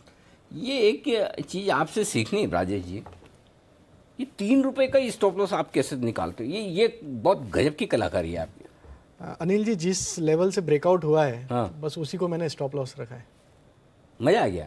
मतलब नहीं तो है ना, वो आधा तो मन लूँगा स्टॉप लॉस लेके ही खत्म हो जाता, बोले अरे जाने दो, 10 रुपये का टारगेट है, 10 रुपये नीचे स्टॉप लॉस है तो कौन इतने रिस्क लेगा। लेकिन आपके कॉल्स में ये मैंने बहुत बार चीज़ नोटिस की, आप स्टॉप लॉस बहुत छोटा देते हैं, ये तो बहुत बढ़िया। तो डे ट्रेड करने वालों के लिए परफेक्ट है ये, है ना। चलिए बहुत बढ़िया। अच्छा, आज मैं भी एक 2000 भी दूंगा, मैं भी, मेरा भी मन बहुत हो रहा है। आपने तो बोला है कि नेगेटिव कॉल दोगे आप, ऐसी कुछ स्टॉक्स हैं जहाँ पे मुनाफा हो। कॉल नेगेटिव पॉजिटिव कुछ नहीं होती है, कॉल बाय या सेल होती है। नेगेटिव वो होती है जिसमें लॉस लगता है, पॉजिटिव होती है जिसमें पैसा बनता है। हाँ, हमारे नेगेटिव पॉजिटिव क्या होता है? बोला था कि थोड़े मुनाफा वसूली के संकेत आ रहे हैं। हाँ, शॉर्ट कॉल दूंगा, वो अलग बात है। राजेश जी डेफिनेशन ठीक है ना अपनी? हाँ राजेश जी, चढ़ रहा है गेल में। आपने बोला था 370 से 373 ये लेवल्स देखने को मिल सकते हैं। ये पहुंच गया अब 364 के लेवल पे। एक बार टिक बाय टिक भी साथ साथ दिखाइए, इसमें रफ्तार तेज है। ये डेटा लॉन्ग टर्म चार्ट्स के लिए इसको रखना अपने पोर्टफोलियो में तो अट्रैक्टिव लग रहा है आपको कि शॉर्ट टर्म कॉल है? लॉन्ग टर्म चार्ट पे मुझे लगता है कि ब्रेकआउट अभी 370 के बाद इसमें ब्रेकआउट आ जाएगा। अच्छा। और बड़ा कंसोलिडेशन है, अगर वो ब्रेकआउट आता है तो फिर तो स्टॉक में एक अच्छा मोमेंटम देखने को मिलेगा। मुझे लगता है फिर स्टॉक का जो ब्रेकआउट दिखाता है वो 400 के ऊपर के टारगेट बनेंगे। बट अभी ट्रेडिंग पॉइंट ऑफ व्यू से मुझे लगता है 370 तक जाएगा। जिस तरीके का पैटर्न बना हुआ है इनवर्स हेड एंड शोल्डर, तो मुझे लगता है कि मोमेंटम तो कंटिन्यू रहना चाहिए। स्टॉक में देखें तो 2% के आसपास ओपन इंटरेस्ट एडिशन भी देखने को मिला है और कॉल साइड में भी डेटा पॉजिटिव ही बन रहा है, एडिशन देखने को मिल रहा है। सो मुझे लगता है स्टॉक में मोमेंटम कंटिन्यू रहना चाहिए आज और कल तक। चलिए, तो ये हो गया 364 के पार। लेकिन एशियन पेंट्स, इस पे राकेश जी क्या किया जाए? एशियन पेंट्स का स्ट्रक्चर कैसा लग रहा है? आज निफ्टी पे अच्छी पकड़ है इसकी, 1.5% के आसपास की मजबूती है एशियन पेंट्स, दिन के उच्चतम स्तर पर, खरीदे लायक है या फिर इसको अवॉइड करेंगे अभी? नहीं रजत, बिल्कुल भी अवॉइड नहीं करेंगे। स्टॉक एक नई टेरिटरी में गया है। स्टॉक ने एक बड़ा ब्रेकआउट 1475 के ऊपर दिखाया है। तो जिसने रजत ले रखा है वो होल्ड करे और नई खरीदारी भी यहाँ करनी चाहिए। निवेश का नजरिया बनाए तो बेहतर होगा। बेहतरीन टेक्निकल रुझान है, नई टेरिटरी में एंट्री ली है और खरीदारी का कैंडिडेट है एशियन पेंट्स। चलिए, लेकिन बात करते हैं लेकिन एक स्टॉक जो आज बड़ा तेजी से कमजोर हुआ है, मैं उस पर राय लेना चाहता हूँ। ये है DHFL। DHFL 2.5-3% कमज़ोर है और ओपन इंटरेस्ट भी इसका 4.5%, 8 लाख शेयरों से बढ़कर आया, दिन के लो पॉइंट के आसपास ट्रेड कर रहा है। आज मैं एक खबर पढ़ा था, एक्चुअली वो अननोटिस गई है कि इनका जो 46,000 करोड़ के आसपास के NCDs हैं उनकी रेटिंग डाउनग्रेड की है केयर ने, AA से A की है। उसका असर दिख रहा है। इसीलिए आज देखिए आप खुला, उसके बाद इतना नहीं गिरा, लेकिन अब धीमे धीमे जैसे जैसे लोगों को पता चल रहा है कि ये खबर है, आप जो इनका सबऑर्डिनेट डेट है उसकी रेटिंग A+ से A- कर दिए, 2 नॉच गिरा दिए। यहाँ पर NCD की जो रेटिंग है AA से सिंपल A कर दी है। FD की 20,000 करोड़ की जो इन्होंने FD का प्रोग्राम ले रखा है, जिसकी ओवरऑल रेटिंग करवाते हैं ना, उसकी रेटिंग भी डाउनग्रेड कर दी। तो ये रेटिंग डाउनग्रेड करने का असर साफ दिख रहा है, ऐसा मुझे लग रहा है। तो DHFL में अब एक और रेटिंग डाउनग्रेड केयर की तरफ से आता हुआ दिख रहा है। वो मामला थोड़ा सा मुझे खराब दिख रहा है। कितना और कमज़ोर हो सकता है कुणाल जी, जरा इसके चार्ट्स देखिए, फिर मैं एक बार सिद्धार्थ जी से भी इस पर एक फंडामेंटल राय लेता हूँ और उसके बाद कल के 2000 उसके बाद राइट। तो कुणाल जी बताइए, DHFL का चार्ट स्ट्रक्चर अभी क्या बता रहा है और कितना कमजोर होगा सर? देखिए रजत, बड़ा सपोर्ट जो है वो 140 रुपए के आसपास है। अभी भाव चल रहा है 146 रुपए का और ब्रेकडाउन आया है 148 रुपए के नीचे। तो यहाँ पर एक बहुत क्लियर ट्रेड बनता है। 148 हाफ पर रखें स्टॉप लॉस। नीचे मुझे लगता है कि 141 का पहला टारगेट होना चाहिए और उसके नीचे फिसला तो 136 के लेवल्स भी आते हुए दिख सकते हैं। तो 141 136 ये लक्ष्य के लिए मुझे लगता है बेचना चाहिए। सिद्धार्थ जी, आपकी राय क्या है? DHFL पे लगातार दबाव में देखा है स्टॉक को, अब 145 के लेवल पे पहुंच चुका है और ये जो अभी रेटिंग डाउनग्रेड की खबर यहाँ पर अनिल जी बता रहे थे कि इनकी बैंक फैसिलिटीज को साथ साथ NCDs को मिली है, केयर की ओर से हुई है, इसका असर और कितना देखने को मिलेगा DHFL? दिन के निचले स्तर पे असर ये?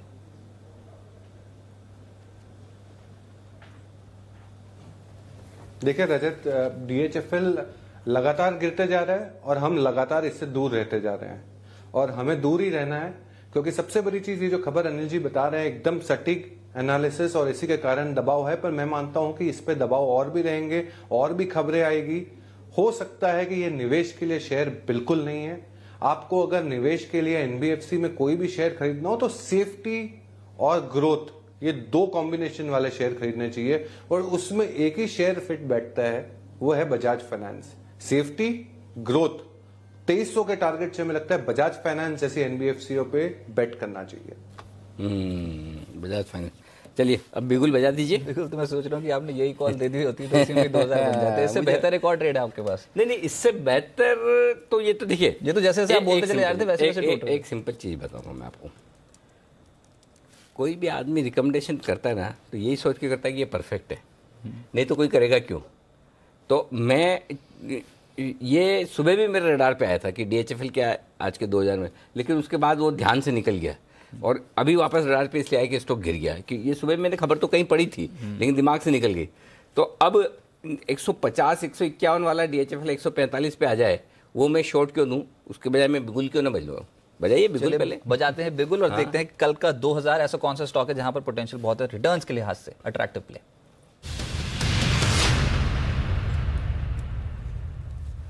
मैं आपको ये बता दूं कि 1500 का लॉट है DHFL का, और जिसने अभी 1-2 मिनट कमेंट्री सुनी हो DHFL पे, उसके हो गए होंगे 2000। तो अब मुझे देना है शॉर्ट आईबुल हाउसिंग। सर ये तो फिर आपने पहले DHFL के बारे में बात की, उसके बाद हाँ, इसलिए DHFL, देखिए DHFL में रिस्क रिवॉर्ड रेशियो उतना फेवरेबल नहीं है जितना मुझे चाहिए। अच्छा। मुझे मालूम है 2000 इजीली बन सकते हैं, लेकिन सिर्फ 2000 के हिसाब से नहीं। आईबुल हाउसिंग फाइनेंस आप देखिए पूरे दिन भर में कितना बढ़िया पैटर्न बता रहा है, ये नीचे जाने को तैयार है, परफेक्ट एकदम। और हाउसिंग फाइनेंस, अच्छा DHFL का ये डाउनग्रेड खाली DHFL की प्रॉब्लम नहीं है, ये हाउसिंग फाइनेंस कंपनियों की समस्या है, जहाँ थोड़ी लिक्विडिटी के इशू ये सब कुछ हो रहे हैं। तो मुझे लगता है आईबुल हाउसिंग फाइनेंस 846 के आसपास, 47 के आसपास फ्यूचर ये शॉर्ट करना चाहिए। आज का है ये 863 रुपये के आसपास का, यहाँ पर आप लगा लीजिए स्टॉप लॉस, ठीक है।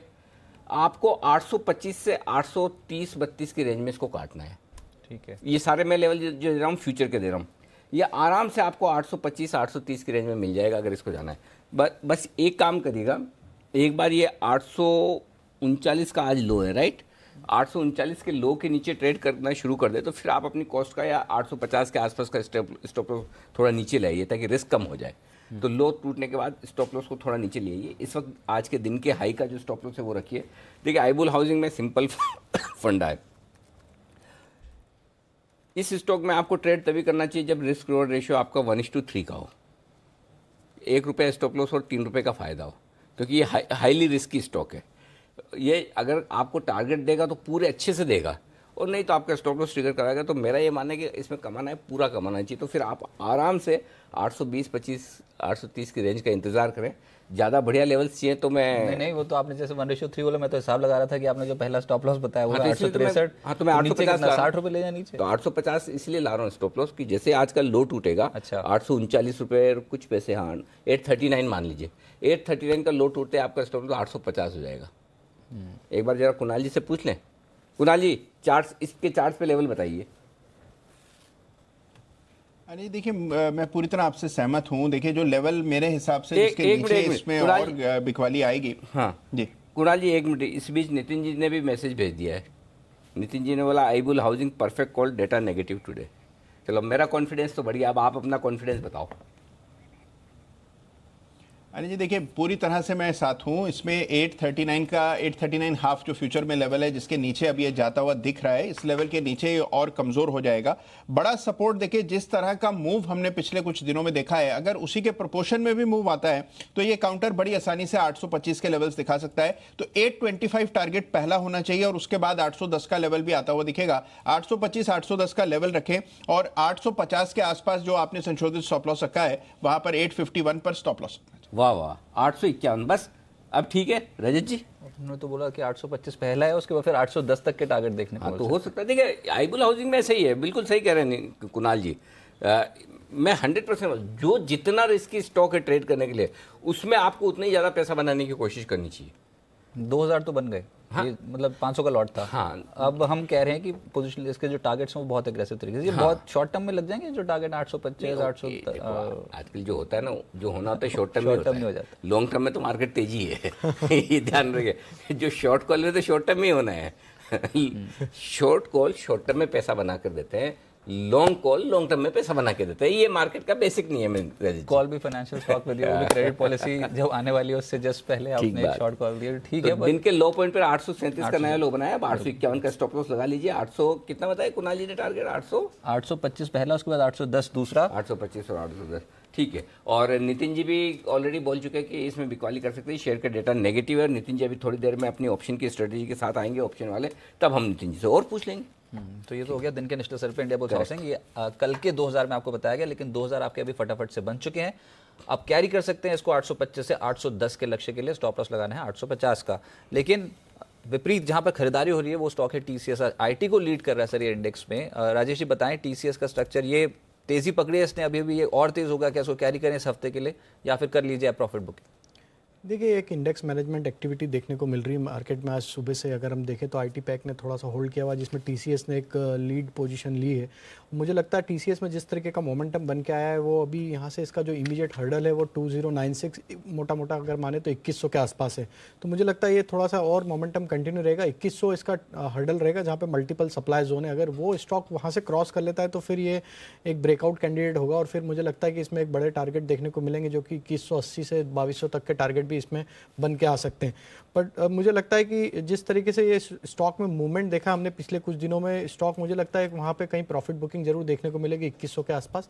तो जिनका भी पोजीशन है वो मुझे तो मेरी सलाह ये रहेगी कि थोड़ा प्रॉफिट वहाँ बुक करें 2100 के आसपास। 2100 के आसपास प्रॉफिट बुक करें, ये ज़्यादा बेहतर होगा। प्रॉफिट बुकिंग करने में हर्ज भी नहीं है। भारतीय एयरटेल आपने बात की क्या अभी तक नहीं की और वो बहुत ज़बरदस्त। क्या हो गया इस स्टॉक को? ऐसा लगता है कि अचानक से कनेक्शन होने लगे हैं, फ़ोन कॉल ड्रॉप बंद हो गए, कंपनी चल पड़ी है, इस तरह के संकेत दिख रहे हैं चार्ट पे। तो चार्ट पे ऐसा दिख रहा है पर ऐसा हकीकत में तो नहीं। ऐसा हकीकत में नहीं है। जरा पूछते सिद्धार्थ जी। सिद्धार्थ जी क्या हो गया भारतीय एयरटेल को? आपने खरीदारी शुरू तो नहीं कर दी कहीं?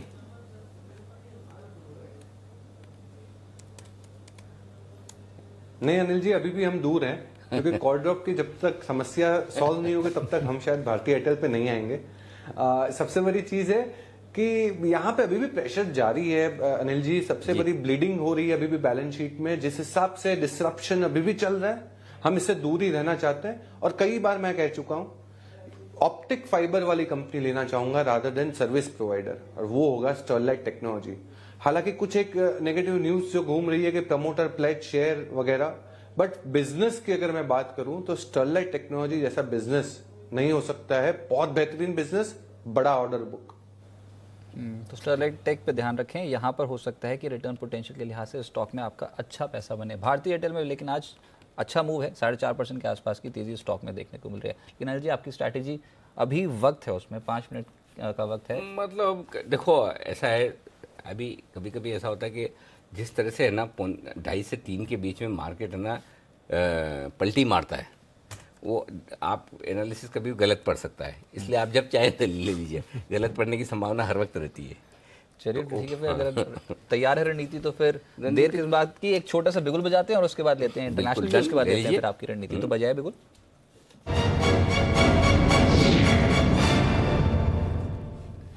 चलिए फटाफट से देखते हैं अंतर्राष्ट्रीय संकेत। कल तो दमदार संकेत है यूएस मार्केट से, और अब देखते हैं कि फ्यूचर्स हैं थोड़ा सा मुनाफा वसूली है। बहुत बड़ी गिरावट नहीं है लेकिन 23 अंक नीचे है डाउ फ्यूचर्स, और नैस्डैक फ्यूचर्स में लगभग 6 पॉइंट्स की गिरावट देखने को मिल रही है।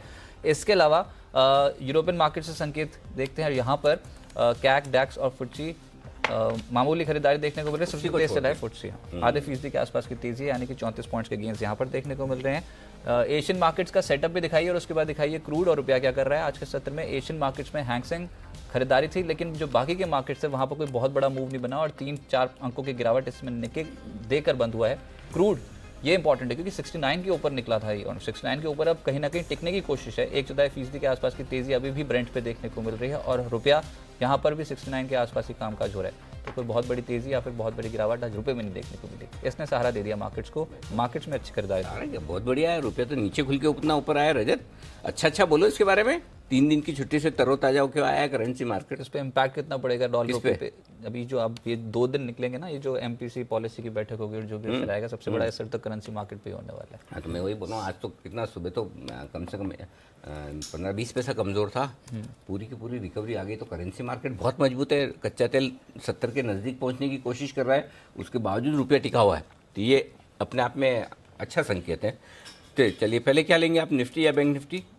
पहले Nifty sir. Nifty all time high छू लेगा आज के सत्र में? ना नहीं छुएगा। ना नहीं 11,700 में पसीना आ रहा है, इतना पसीना आ रहा है क्या बोलूँ मैं तो 11,760 की बात कर रहा हूँ। हाँ, इसलिए बोल रहा हूँ 11,760 के पहले एक और हर्डल है 11,738 की, जो कल का भी हाई है। 28 अगस्त को 11,738 पर बंद हुआ था मार्केट, जो अब तक क्लोजिंग बेसिस पर लाइफ टाइम हाई है। और 11,760 28 अगस्त 2018 को लाइफ टाइम हाई है। ठीक है, ये 3 लेवल्स को आपको ध्यान रखना है। तो पहली चीज़ तो आप 11,738 तो पार करें, वो भी नहीं लग रहा मुझे। अच्छा, हाँ, क्यों? 11,700 के पुट पे हैं 21 लाख शेयर, और कॉल्स में है 33 लाख शेयर, वीकली और मंथली दोनों मिलाकर। ठीक है, तो 11,700 इसके पार निकलकर जब तक नहीं टिकेगा तब तक मजबूती के संकेत आएगा नहीं। यही वजह कि बार बार आकर रुकता है। अब आपको क्या करना है, पहली चीज़ 2 ट्रेड ले सकते हैं, या तो 11,688 जहाँ पर इस वक्त निफ्टी, यहाँ पर आप शॉर्ट कर दीजिए, शॉर्ट कर दीजिए यहाँ पर इस लेवल पे बेच कर चलना है। ठीक है। और आपका स्टॉप लॉस है आज का हाई 11,715 हाँ ठीक है, क्योंकि क्रॉस नहीं हो रहा। ठीक है। और 11,650 के आसपास जो आज का लो है उसके आसपास शॉर्ट काट लीजिए। अच्छा 25 पॉइंट मिल जाए बहुत है। ठीक है। आखिरी घंटे में इतना ही मिलता है रजत। नहीं नहीं, कभी कभी तो अगर हाँ, वो मिलता है, वो हाँ, क्रेडिट पॉलिसी से पहले कभी कभी हो सकता है स्विंग मिल जाए। ये जो कभी कभी ऐसा मिलता है ना, वो हमारे अनुमान से नहीं मिलता, तो मार्केट की मर्जी होती तो देता है। ये कल कौन अंदाजा लगा सकता था कि आखिरी पौन घंटे में 500 पॉइंट बैंक निफ्टी निकलेगा ऊपर लेवल से? ये थोड़ी अंदाजा लगा, ये अंदाजा नहीं होता, ये तो भगवान भरोसे ही है। तो अंदाज से आप देखेंगे तो 25 पॉइंट मिलेगा, ज़्यादा मिल गया तो उसमें कोई हमारी कलाकारी नहीं है। ठीक है। हाँ, सिंपल चीज़ है। दूसरा तरीका ये है, 11,715 पार अगर आपको मंदी नहीं करनी है तो कोई बात नहीं, मत करिए। 11,715 पार करता है तो वहाँ से तेजी कर लीजिए। ओहो, ये 11,715 का क्या खेल है इसमें? 11 आज का हाई। अच्छा बताता हूँ ना, आप जो सवाल है पूछो। 11,735 और 11,750 2 टारगेट के लिए। 11,735 और उसके बाद 11,750 के 2 टारगेट। ठीक है। आपको तेजी करनी मंदी करनी दोनों ही तरह से आप ट्रेड कर सकते हैं। तुरंत करना है अभी तो मंदी का ट्रेड बनता है, खरीदना है तो ऊपर में फिर बाद में देखेंगे। फ्रेश खरीदारी अगर निचले स्तरों पर करनी तो वो कल करेंगे, आज नहीं करेंगे। आज तो हाई क्रॉस करेगा तो ही करेंगे। क्लियर है? क्लियर है। एक बार ये 11,715 पे अगर खरीद लिया तो स्टॉप लॉस क्या लगाना होगा? हाँ, स्टॉप लॉस बहुत बढ़िया। ये सवाल आपने अच्छा पूछा। और ये स्टॉप लॉस होगा 11,670 का। ये बहुत ज़्यादा एक रेंज में फंसी हुई स्ट्रैटेजी लग रही है कि बहुत बड़ा स्विंग नहीं मिलेगा। नहीं तो आप बड़ा ऊपर नीचे करवा दो, हम बड़ी दे देंगे। नहीं वैसे जो जैसा मार्केट ट्रेड करेगा वैसे देनी पड़ेगी रंजीत जी। ट्रेड वन अगर हमारी मर्जी से थोड़ी दे सकते हैं। बेचना है तो ये 11,715 का लगाइए एक स्टॉप लॉस। 11,650 के लक्ष्य के लिए बेचा जा सकता है। खरीदना है तो 11,735 का लक्ष्य है, 11,750 दूसरा लक्ष्य है, 11,670 का लगाना देखो है। कितना परफेक्ट बनाया है विकास ने एकदम। आज तो बहुत जबरदस्त है, हैंडराइटिंग बहुत अच्छी लग रही है। हाँ, हैंडराइटिंग मतलब इसीलिए वो डॉक्टर बन नहीं पाया, प्रोड्यूसर बन गया, इतनी अच्छी हैंडराइटिंग है। चलिए अब आ जाए bank Nifty. Bank Nifty sir. Okay, bank Nifty में है 30,200 पे अभी हम ट्रेड कर रहे हैं। बेसिकली देखिए रजत, है क्या मामला, इसको 30,000 के नीचे नहीं जाना और 30,500 को पार नहीं करना। इस 500 पॉइंट की रेंज में बैंक निफ्टी को वक्त बिताना है। आप इस बात को समझ लो। तो 30,200 बचे हुए समय के लिए निर्णायक लेवल है। 30,200 के ऊपर जब तक आप हैं, बुरे नहीं हैं बहुत, और आपके लिए थोड़ी बहुत अपसाइड बन सकती है। 30,200 के नीचे आपको मौका मिलेगा शॉर्ट करने का। लेकिन मैं बैंक निफ्टी में ईमानदारी से बताऊं, अभी मैं ट्रेड लेना नहीं चाहता, न तेजी का न मंदी का। जबकि मैं निफ्टी पर बहुत पॉजिटिव नहीं हूं, तो या तो 30,200 के नीचे बैंक निफ्टी ट्रेड करना शुरू करें, तब इसे शॉर्ट कीजिए 30,050 तक के टारगेट के लिए। बस 30,200 के नीचे बेचना है, 30,150 और 30,050 2 टारगेट के लिए। स्टॉप लॉस क्या रखना होगा फिर? स्टॉप लॉस, हाँ ये भी तो बताना पड़ेगा आपको। शॉर्ट का सौदा है सर, वो भी एमपीसी जब स्टॉप बैठक कर रहा है उससे पहले 30,325। 30,325 थोड़ा दूर है लेकिन यही है 30,325। थोड़ा नीचे आएगा तो 30,250 भी आप कर सकते हैं बाद में स्टॉप लॉस उसको। लेकिन वो नीचे जाने दे, 30,200 के नीचे ही बेचना है, बाकी नहीं बेचना। लेकिन यहाँ पर भी बिल्कुल रेंज में फंसा नजर आ रहा है। हाँ, पर फिर भी मजा नहीं है, मतलब बेसिकली ट्रेड करके बहुत मजा नहीं है। हाँ, क्योंकि वो 500 पॉइंट की रेंज में आपको थका देगा। इससे तो बढ़िया आप देखो ना, आपका एबुल हाउसिंग ही ठीक है ना, देखो ना दिन के लो पॉइंट पे आ गया है। स्टॉक्स ज़्यादा बढ़िया है ना। अच्छा, वैसे अगर निफ्टी बैंक पे करना है तो 30,325 का लगाइए एक स्टॉप लॉस। 30,150 का पहला टारगेट है और 30,050 का दूसरा टारगेट रखकर शॉर्ट किया जा सकता है। लेकिन 30,200 के नीचे जाए तभी आपको शॉर्ट ओपन करने हैं। इस केस में स्टॉप लॉस थोड़ा डीप बैठ जाएगा। अगर तेजी करनी हो तो सर कोई लेवल बहुत अट्रैक्टिव निफ्टी बैंक पे तेजी करनी ही नहीं। वैसे तेजी करनी है 30,050 आएगा तब लीजिएगा। 30,050 पे लीजिएगा। नीचे मिलेगा ही ये? हाँ, क्यों नहीं मिल सकता, कौन सी बड़ी बात है। कल तो सारे बायर सेटिस्फाइड हुए थे, जिसको जिस भाव मिला सबको सब मिला। 30,050 पे लीजिए। 30,029 मैं बताता हूँ ना, 29,950 का स्टॉप लॉस, 30,050 पे एंट्री कीजिए। 30,150 30,250 के टारगेट। कल के कंपैरेटिव इतनी बिकवाली हुई नहीं ना निफ्टी बैंक में। तो रोज थोड़ी होगी, भी तो सकता है, पहले भी क्या ना। बैंक निफ्टी कल भी कमजोर था, आज भी कमजोर है निफ्टी के मुकाबले में। देखिए निफ्टी अभी भी हरे निशान में, तो बस इतना ही है। मार्केट के ट्रेंड के विपरीत कमजोर हो रहा है, और क्या चाहिए आपको। अच्छा, एक बार कुणाल जी से भी पूछ लूँ मैं कि कुणाल जी, ये जो आज जिस हिसाब से बिकवाली हुई है, बहुत ही हल्की बिकवाली लग रही है निफ्टी बैंक के स्टॉक्स में। कल बहुत एग्रेसिव एक तरीके से ऊपरी स्तरों पे टूट गए थे स्टॉक्स। अब ये मिल जाएगा 30,000 के आसपास दोबारा री एंट्री करने के लिए, या फिर ट्रेड कैसा करना चाहिए, यही बता दीजिए आप निफ्टी बैंक पे। देखिए रजत, मैंने जब अनिल जी आए नहीं थे उस समय भी मैं यही कह रहा था कि मुझे लगता है कि बैंक निफ्टी का स्ट्रक्चर बहुत ही स्ट्रांग है। बैंक निफ्टी में बहुत शैलो करेक्शंस आपको देखने को मिलेंगे और बैंक निफ्टी के बनस्पत मुझे ज़्यादा मजबूत लगता है। तो जो अनिल जी ने कहा बिल्कुल परफेक्ट है। मुझे नहीं लगता 30,000 के नीचे बैंक निफ्टी जाना चाहता है। मान लीजिए अगर इसमें 100-150 अंकों की गिरावट आपको देखने को मिल जाए तो उसका इस्तेमाल खरीदारी के लिए करना चाहिए। इन स्तरों पर भी खरीद सकते हैं। थोड़ा सा लिबरल बड़ा स्टॉप लॉस रख पाएं तो 30,050 का स्टॉप लॉस रखें। मेरी राय में इन स्तरों पर भी बाय करना चाहिए। ऊपर के लेवल्स, नए हाइज आपको बैंक निफ्टी में देखने को मिलेंगे। नए हाइज बैंक निफ्टी में देखने की तैयारी आप कर सकते हैं जब तक अहम लेवल ना टूटे। लेकिन एक और बीटीएसटी भी आने की तैयारी में, आशु जी की भी बीटीएसटी की स्ट्रेटजी आने की तैयारी में। आशु जी कह रहे कि मुझे भी बीटीएसटी स्ट्रेटजी देनी है।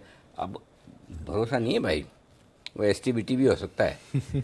अपनी धड़कनों को आप काबू में रखिएगा। आशु जी की शानदार स्ट्रेटजी आ रही है। नितिन जी भी तैयार हैं, ऑप्शन वाले।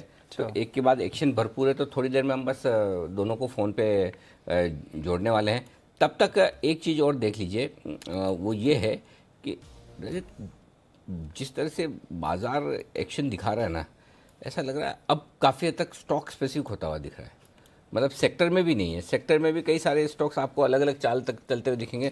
तो ये जो पोर्टफोलियो चर्निंग वाला मामला होता है ना, वो बाजार में काफ़ी दिख रहा है। तो वो पोर्टफोलियो में कौन से तेजी, अभी मंदी वाला तो आपने बता दिया डबल हाउसिंग, लेकिन कुछ तेजी के साइड पे भी बीएल जो कल और आज दोनों दिन रिकमेंड किया था कुणाल जी राकेश जी ने। अच्छा, बहुत बढ़िया स्टॉक दिख रहा है। 100 रुपये पर अभी ट्रेड कर रहा है। फ्यूचर 99, हाँ फ्यूचर 100 रुपये के आसपास है।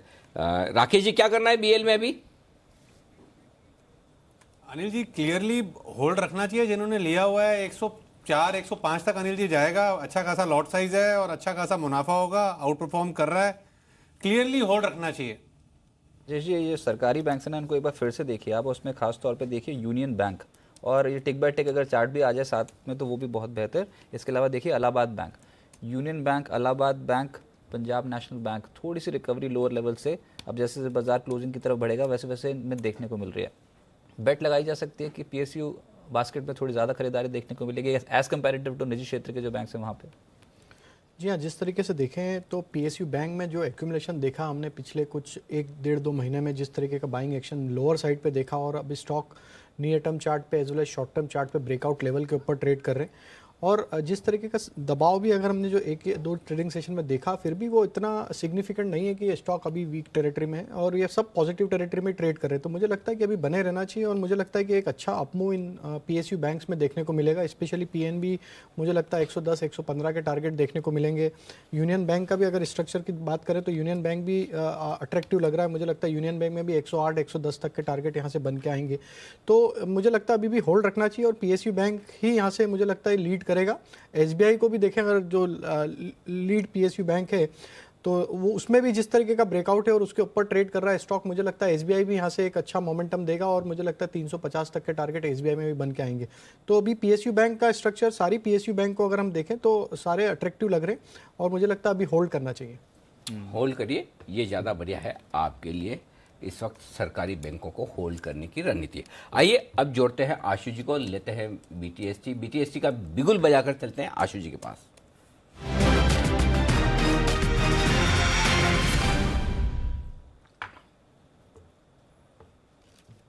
आशु जी नमस्कार, बताइए सर। नमस्कार Anil ji, good afternoon. Good afternoon sir. पहले तो ये बताइए, बेचने का तो कुछ नहीं है ना? नहीं अनिल जी, बेचने का नहीं है। मैंने आपको कल भी क्लोजिंग में कहा था कि ये छोटी मोटी कंसोलिडेशन की करेक्शन है, स्टॉक स्पेसिफिक ऊपर नीचे होगा, डरने की बात नहीं है। ठीक है। बट अनिल जी, मैं आपको सुन रहा था, मैं अभी भी थोड़ा सा मेरा व्यू डिफर है। मुझे निफ्टी बैंक निफ्टी से ज्यादा स्ट्रांग लग रहा है। निफ्टी लॉन्ग करके अगर बैंक निफ्टी शॉर्ट भी करेंगे, ये पेयर ट्रेड बनाएंगे, ये ज्यादा फ्रूटफुल रहेगा। ठीक है। लेकिन having said that Anil ji, मैं रिविजिट करना चाहता हूँ अपडेट के येस बैंक और स्टेट बैंक ऑफ इंडिया दोनों में मेरा व्यू बिल्कुल वैसे ही पॉजिटिव है। ये हर लेवल पे कंसोलिडेट होते हैं, तंग करते हैं, फ्रस्ट्रेट करते हैं, थोड़ा बहुत ऊपर नीचे और रिज्यूम करेंगे अपवर्ड जर्नी। तो स्टेट बैंक ऑफ इंडिया और येस बैंक, ये दो particular banks, in spite of that कि मैं बैंक निफ्टी और निफ्टी में रिवर्स हूं कि Nifty long bank Nifty short, but ये दोनों बैंक लॉन्ग साइड पे हैं। 2-4 रुपए ऊपर नीचे आ सकता है। आज भी स्टेट बैंक आया था, बट अल्टीमेट जर्नी इसके ऊपर है। सो अनिल जी जो ये तो दोनों अपडेट हो गए और मैंने अपना थोड़ा निफ्टी बैंक निफ्टी का आपकी टेरिटरी में घुस के थोड़ा व्यू दे दिया। बट अनिल जी जो अभी मुझे कॉल देनी है वो देनी है मेरे मतलब ओल्ड और ऑल टाइम फेवरेट की डीएलएफ की। अनिल जी मुझे लगता है कि डीएलएफ ने अपनी कंसोलिडेशन पूरी कर ली है और अब ये ऊपर जाने के लिए बिल्कुल तैयार है। स्टॉप लॉस ऑब्वियसली मेरे को पार्टनर कुणाल देंगे और उनका तो इसमें निवेश भी है और इंटरेस्ट भी है। अनिल जी डीएलएफ ऊपर जाने को बिल्कुल तैयार है और डीएलएफ में मुझे लगता है 20 से 25 रुपए का भी मूव मिल सकता है, तो इसको लॉन्ग करना चाहिए और पेशेंटली होल्ड करना चाहिए। अगर किसी को हेज करना है तो ऊपर की ऑप्शन बेच के हेज कर ले, लेकिन डीएलएफ में लॉन्ग रहना चाहिए। वाह, डीएलएफ में खरीदारी करने के लिए दिल्ली वाले सब एक साथ 20 से 25 पॉइंट्स यहाँ पर और 20 से 25 रुपए 20 से 25 रुपए, 20 से 25 रुपए यहाँ पर और रुपए मतलब 200 वाला 225। आप ऐसा 25 रुपए नेट मत गिनना, मेरे 2000 की तरह मत गिनना। 10 से 12 हाँ, मतलब 10% और बढ़ सकता है स्टॉक यहाँ से, 10 से 12%। वाह, तो जो हमारा नारा है कि जो दिल्ली से करे प्यार डीएलएफ से कैसे करे इनकार, तो आशीष जी का प्यार फिर से जागा है डीएलएफ के लिए। कुणाल जी, दिल्ली का स्टॉक होने के नाते आप फुल इंटरवेंशन के साथ भी आ सकते हैं। अरे जी, दिल्ली का शेयर है, साथ ही मेरे निजी पोर्टफोलियो में है, तो इसमें मैं सबसे पहले तो डिस्क्लेमर कि मेरी अपनी निजी निवेश है और मुझे ये लगता है कि देखिए 205 रुपए के ऊपर एक ब्रेकआउट आएगा। 201 रुपए 202 रुपए चल रहा है। अगर आप याद करेंगे अनिल जी तो 3 दिनों से लगातार टिम्पी जी जब इसका सवाल करते हैं तो मेरा उनको हमेशा ये कहना है कि 203 रुपए 50 पैसे के ऊपर ये ब्रेकआउट दे दे तो फिर इसको बाय करें। 2 दिन पहले 203 रुपए 50 पैसे के आसपास इसने बंद भी किया था, लेकिन फिर उन लेवल्स के ऊपर टिका नहीं। तो मुझे लगता है कि एक बार 203 रुपए 50 पैसे 204 रुपए के लेवल्स को डिसाइडेडली काउंटर पार करे तो फिर पहला लेवल जो है वो 220 रुपए का होगा। तो फिर वहां से मुझे लगता है कि 15 रुपए की तेजी बनेगी। तो मैं पूरी तरह आशु जी के साथ हूं, लेकिन ब्रेकआउट अभी चार्ट्स पर नहीं आया। हमेशा की तरह आशु जी प्रीएम्प्ट कर रहे हैं और हम आमतौर पर उनका प्रीएम्प्शन जो है वो सही होता है। तो 205 रुपए के ऊपर मुझे लगता है बाय करना चाहिए। इनको 205 के ऊपर लेना है, 205 पार करे तो फिर खरीद लीजिए। फ्यूचर्स के लेवल बता रहे हैं ना कुणाल जी आप? जी जी अनिल जी, फ्यूचर के और तब टारगेट आ जाएगा ना 220-25 का? 220 रुपए का टारगेट है। और स्टॉप लॉस? स्टॉप लॉस उस सूरत में अनिल जी मुझे लगता है कि 199 रुपए पर रखें 199 पर और 220 रुपए का लक्ष्य होगा। 199 और 220 का टारगेट और 200 के आसपास आपको फिलहाल अगर आप लेते तो, और नहीं तो 205 के आसपास लेना है। आशीष सर ठीक है डीएलएफ पर आए। कुणाल जी की आप सहमत हैं? हाँ जी बिल्कुल सहमत हूँ, लेकिन अनिल जी मुझे लगता है अगर कोई फ्यूचर में ले तो स्टॉप लॉस 199 बहुत छोटा है, 197 रखना चाहिए। ना ना ना तो आप समझे नहीं हाँ वो जी। ये इनका 199 का स्टॉप लॉस 205 पार होने के बाद का है, अभी का नहीं है। अच्छा 205, हाँ फिर हाँ, परफेक्ट है, फिर हाँ। परफेक्ट है अनिल जी, बिल्कुल परफेक्ट है। Then I am with him, so absolutely इस पे नजर रखनी है अनिल जी और लेना है। डिलीवरी भी ले सकते हैं। मुझे लगता है कि सर इसकी अपवर्ड जर्नी स्टार्ट होगी और ये आपको पॉजिटिवली सरप्राइज करेगा। और जो हमारा वो बार बार का है कि जो दिल्ली से करे प्यार वो डीएलएफ से करे कैसे करे इनकार, वो ट्रू होकर रहेगा सर इस बार। अच्छा, तो अब आए तो खाली आप डीएलएफ एक ही कॉल देके जाएंगे या और भी देंगे? नहीं अनिल जी, मैं तो अभी देखो स्टेट बैंक अभी भी लॉन्ग है और येस बैंक है, ये दोनों लॉन्ग में चल रहा हूँ।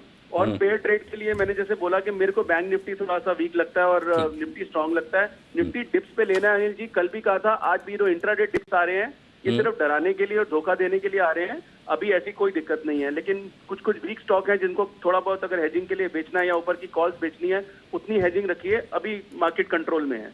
बिल्कुल, तो जब तक जरूरत हो उतना ही आप प्रॉफिट बुकिंग कराएं, डरने घबराने की जरूरत नहीं है। हम भी यही मान रहे हैं कि छोटा सा करेक्शन है, बस छोटा मोटा करेक्शन है, वो आना भी चाहिए, हेल्दी है। शुक्रिया आशु जी आपका हमारे वक्त निकालने के लिए। और बस कुछ ही देर में नितिन जी भी जुड़ेंगे, लेकिन उससे पहले कल से एक आईपीओ खुलने जा रहा है। ये कुणाल जी कुछ कहना चाहते हैं? कुणाल जी, सिद्धार्थ जी माफ कीजिएगा।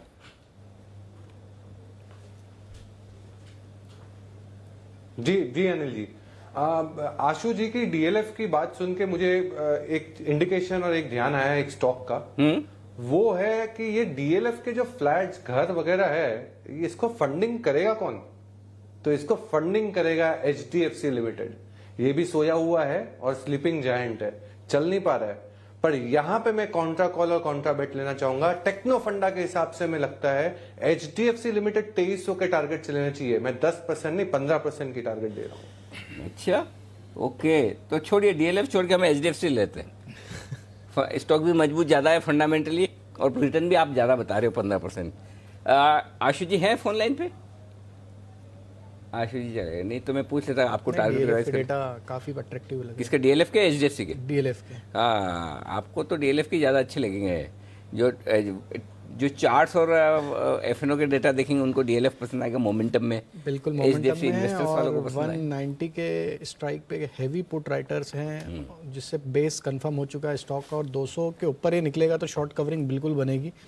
और अगर हम डेटा देखें तो जो नेक्स्ट मैक्सिमम कॉल कॉन्सेंट्रेशन है वो 27 लाख शेयर का 210 पे, और लॉन्ग एडिशन कंटिन्यूस दिख रहा है। लास्ट सीरीज में भी था इसमें एडिशन, और रोल ओवर भी काफ़ी अच्छा हुआ है स्टॉक में। मुझे लगता है कि इस मंथ में इसका ब्रेकआउट बिल्कुल होगा, 220 के टारगेट डीएलएफ में बनेंगे। 220 के टारगेट। चलिए, तो जिनको खतरों के खिलाड़ी है, जल्दी पैसा चाहिए, थोड़ा तनाव ले सकते हैं, बीपी कम ज़्यादा हो कोई दिक्कत नहीं, डीएलएफ ले लीजिए। जिनको आराम से चैन की नींद सोनी है उनको एचडीएफसी खरीदना है। ठीक है, बराबर है, ओके। अब एक आईपीओ खुल रहा है कल से, मेट्रोपोलिस का। नाम तो जाना माना है, बॉम्बे में हर जगह इनके वो दिख जाते हैं डायग्नोस्टिक सेंटर्स, पैथ लैब वगैरह सारे हैं, तो लेबोरेटरीज है, ब्लड टेस्ट वगैरह सारे करते हैं महंगे महंगे हैं, कमाई तो बहुत करते होंगे, इसका मतलब नहीं। तो चलिए पता करते हैं कि कंपनी कैसी है। कुशल गुप्ता हमारे साथ जुड़ रहे हैं, कुशल को पूछते हैं। कुशल, इस आईपीओ के बारे में हमें पूरी जानकारी देंगे। कुशल बताइए। कल इस कंपनी का आईपीओ खुलेगा और 5 अप्रैल तक ये आईपीओ खुला रहेगा, और प्राइस बैंड जो रखा गया है कंपनी की तरफ से वो 877 से 880 रुपये प्रति शेयर का रखा गया है।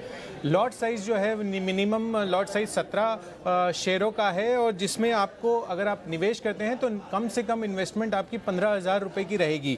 वहीं अगर हम इसके जो शेयर ये सेल कर रहे हैं वो एक सेकेंडरी सेल है, जिसमें प्रमोटर करीब 63 लाख शेयर बेच रहे हैं, और निवेशक जो कार्लाइल ग्रुप है वो करीब 74 लाख शेयर बेच रहे हैं। तो इस शेयर सेल के बाद जो इशू से जो प्राइस, जो इन लोग को अमाउंट आएगा वो कंपनी को नहीं जाएगा, जब बल्कि प्रमोटर्स और निवेशक को वापस लौटाया जाएगा।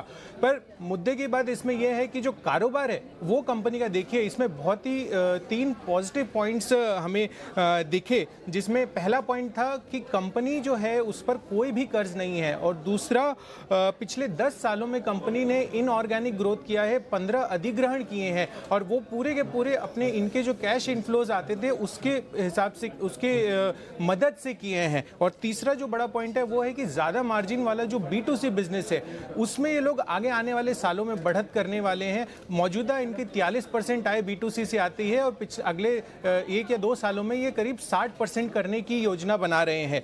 और अगर हम कॉम्पिटिटर्स को कंपेयर करें तो उसमें मेट्रोपोलिस को आप देखिए, उसकी मार्जिन जो है वो 27% रही है FY18 की, और कंपेरिजन में डॉक्टर लालपात लैब देखिए 25% रहा है। थायरो केयर का बिजनेस थोड़ा सा डिफरेंट है, इसीलिए मैं सिर्फ इन दोनों को कंपेयर करके आपको बता रहा हूँ। और मुनाफे के फ्रंट पर भी मेट्रोपोलिस जो है वो 17% रह गया। पर जो पी है, एक्सपेक्टेड पी, जो प्राइस मांगा गया है 880 रुपए का, उसको अगर हम ईपीएस से डिवाइड करते हैं तो जो पी बनकर निकल कर आता है वो 43 का आता है, as compare to doctor Lalpath lab जो 52 के पी पे मौजूदा भाव पर ट्रेड कर रहा है। तो आईपीओ ओवरऑल फेयरली प्राइस लगता है। अब ये देखना होगा कि लिस्टिंग गेन्स क्या मिलते हैं। तो सिद्धार्थ जी बताइए, मेट्रोपोलिस हेल्थ, अगर आपने इसकी स्टडी की हो आईपीओ की, तो आपने एक रिकमेंडेशन क्या दी है? पैसा लगाया जा सकता है इस आईपीओ में?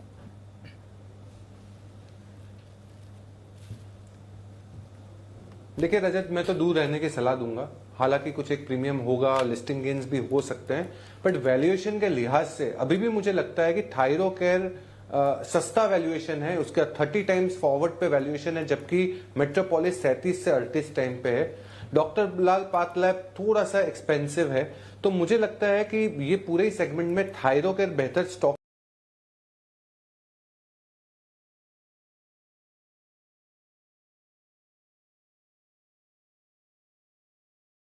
वेट एंड वॉच की स्थिति बनी हुई है यहाँ पर, रुक जाइए इस बार। लेकिन अब देखते हैं कि अलग अलग ब्रोकिंग हाउसेस यहाँ पर क्या नजरिया देते हैं। कल से शुरू हो रहा है ये, आप बोल रहे थे कि बहुत फेमस यहाँ पर डायग्नोस्टिक चेन है। वो तो फेमस है, पैसे भी बहुत लेते हैं। तो वो तो मुझे पता है, ये 2 चीज़ तो मुझे पता है, फेमस बहुत है आपको हर एरिया में, और इनके पैथले बड़े हाइजीनिक, एकदम फर्स्ट क्लास, बढ़िया दिखेंगे। तो उस हिसाब से अभी क्या है, एक बार इसके वैल्यूशंस देखने पड़ेंगे, तो कल इसका विश्लेषण करेंगे पूरा, इसका डायग्नोसिस कल करेंगे हम। तो मेट्रोपोलिस का डायग्नोस्टिक जो होगा वो कल होगा, और उससे आपको पता चलेगा कि अनिल जी क्या राय रखते हैं, इस आईपीओ में पैसा लगाना चाहिए या फिर इसको अवॉइड करना। लेकिन एक शेयर पे राय रखते हैं कुणाल जी, और उसके लिए बीटीएसटी का बिगुल बजाना पड़ेगा आपको। चलिए तो बजाइए बिगुल, उसके बाद चलते हैं बीटीएसटी कॉल के लिए कुणाल जी के पास। बताएं कुणाल जी।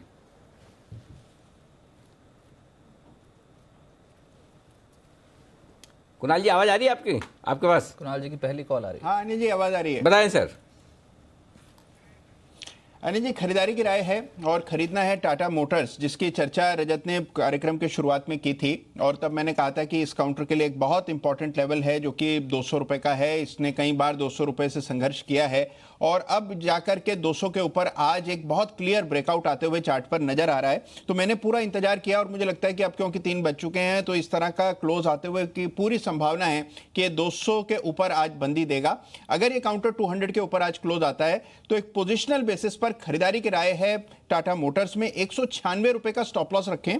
जिस तरह का ब्रेकआउट है 212 रुपए का पहला टारगेट और 218 रुपए का दूसरा लक्ष्य होगा, तो 220 रुपए तक जाने की संभावना दिखती है। 212 218 दो लक्ष्य हैं। 196 पर स्टॉप लॉस रखकर टाटा मोटर्स खरीदारी की राय। ओके, 196 का स्टॉप लॉस, खरीदारी करने की राय टाटा मोटर्स में। बढ़िया तेजी बन सकती है 212 218। चलिए फाइनली पुराने भाव आएंगे टाटा मोटर्स में, ऐसा लगता है। एक और ऑप्शन की शानदार स्ट्रेटेजी आ रही है और वो आ रही है राजेश पालिया साहब की तरफ से। राजेश जी भी कुछ बहुत तगड़ा वाला एक ऑप्शन देना चाहते हैं। वो बोल रहे हैं हीरो या जीरो टाइप का ऑप्शन है।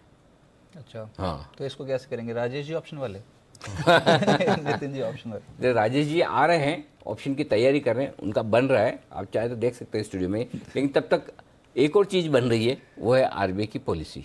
3 दिनों की मीटिंग है आज से। ये अच्छा है यार, मीटिंग 3 दिन मजा आता है। हर बार आप बोलते हो, हर बार वो 3 दिन तो जलन होती है ना, बोलेंगे कैसे नहीं है। तो कौन सी मीटिंग 3 दिन होती है? प्रॉपर अरेंजमेंट होता है सर, मतलब बैठते हैं एमपीसी मेंबर्स बैठते हैं, उसके बाद चाय कॉफी होती है, बिस्किट्स वगैरह आते हैं, वो बात करते हैं। 3 दिन तक चाय बिस्किट।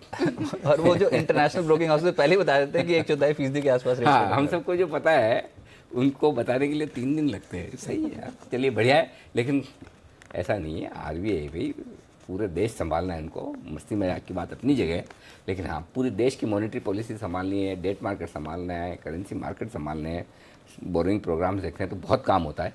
इसलिए 3 दिनों की मॉनेटरी पॉलिसी की बैठक होती है, आज से शुरू हो चुकी है। और पूजा त्रिपाठी हमारे साथ है। पूजा हमारे बैंकिंग सेक्टर को कवर करती है, आरबीआई की सारी पॉलिसीज़ वगैरह उन्हें पता होती है। तो पूजा बताइए क्या कुछ होने वाला है इस बार पॉलिसी में?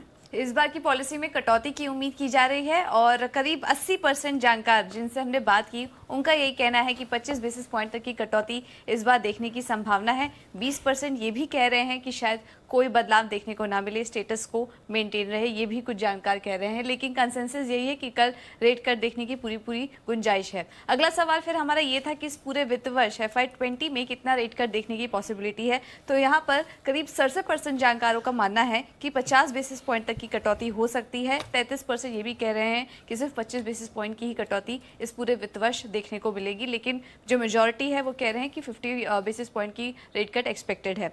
अगला सवाल हमारा पॉलिसी के रुख को लेकर था कि गवर्नर का जो टोन है वो किस तरीके का होता है महंगाई को लेकर। यहाँ पर भी ज्यादातर जानकार यही मान के चल रहे हैं। 67% जानकारों का ये मानना है कि जो रुख होगा वो न्यूट्रल की तरफ रहेगा और 33% जानकारी कह रहे हैं कि नर्म रहेगा, यानी कि जो कमेंट्री होगी महंगाई को लेकर वो नर्म से न्यूट्रल के बीच देखने को मिल सकती है।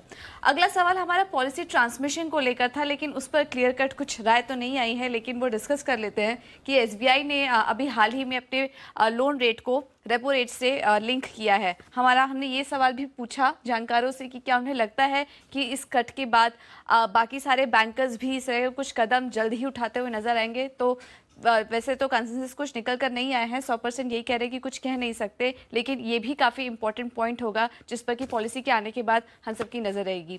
और आखिरी सवाल था कि पॉलिसी में फोकस कहाँ रहेगा। तो सबसे पहले तो लिक्विडिटी को लेकर आरबीआई की कुछ बयान आ सकते हैं, उस पर क्या कदम उठाया जा सकता है, इस पर फोकस रहेगा। महंगाई को लेकर क्या कमेंट्री आती है और आखिर में एनपीए और स्ट्रेस्ड एसेट्स पर आरबीआई का रुख क्या होता है। ये 3 अहम मुद्दे होंगे जो जानकारों का कहना है कि यहाँ पर नजर रहेगी।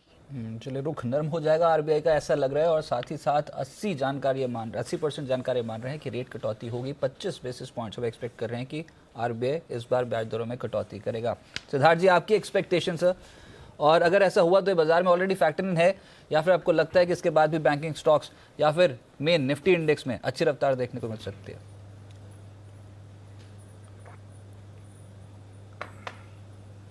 देखिए, बाजार में बैंक निफ्टी में 25 बेसिस पॉइंट की कटौती प्राइस इन है, क्योंकि जिस हिसाब से रैली देखने मिली है ये प्राइस इन हो गई है। कमेंट्री किस हिसाब से आने वाली पॉलिसी की रहेगी ये बहुत महत्वपूर्ण है।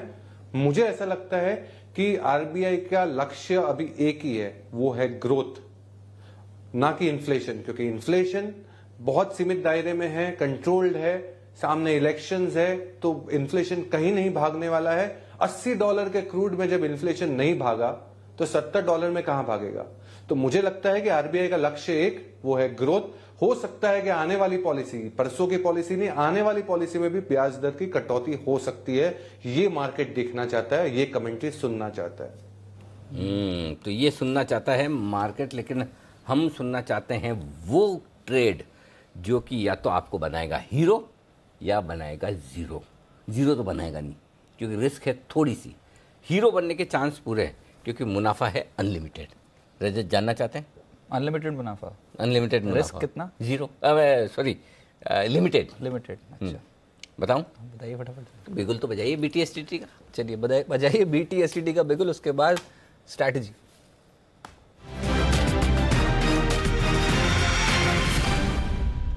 और ये स्ट्रेटेजी है ऑप्शन की।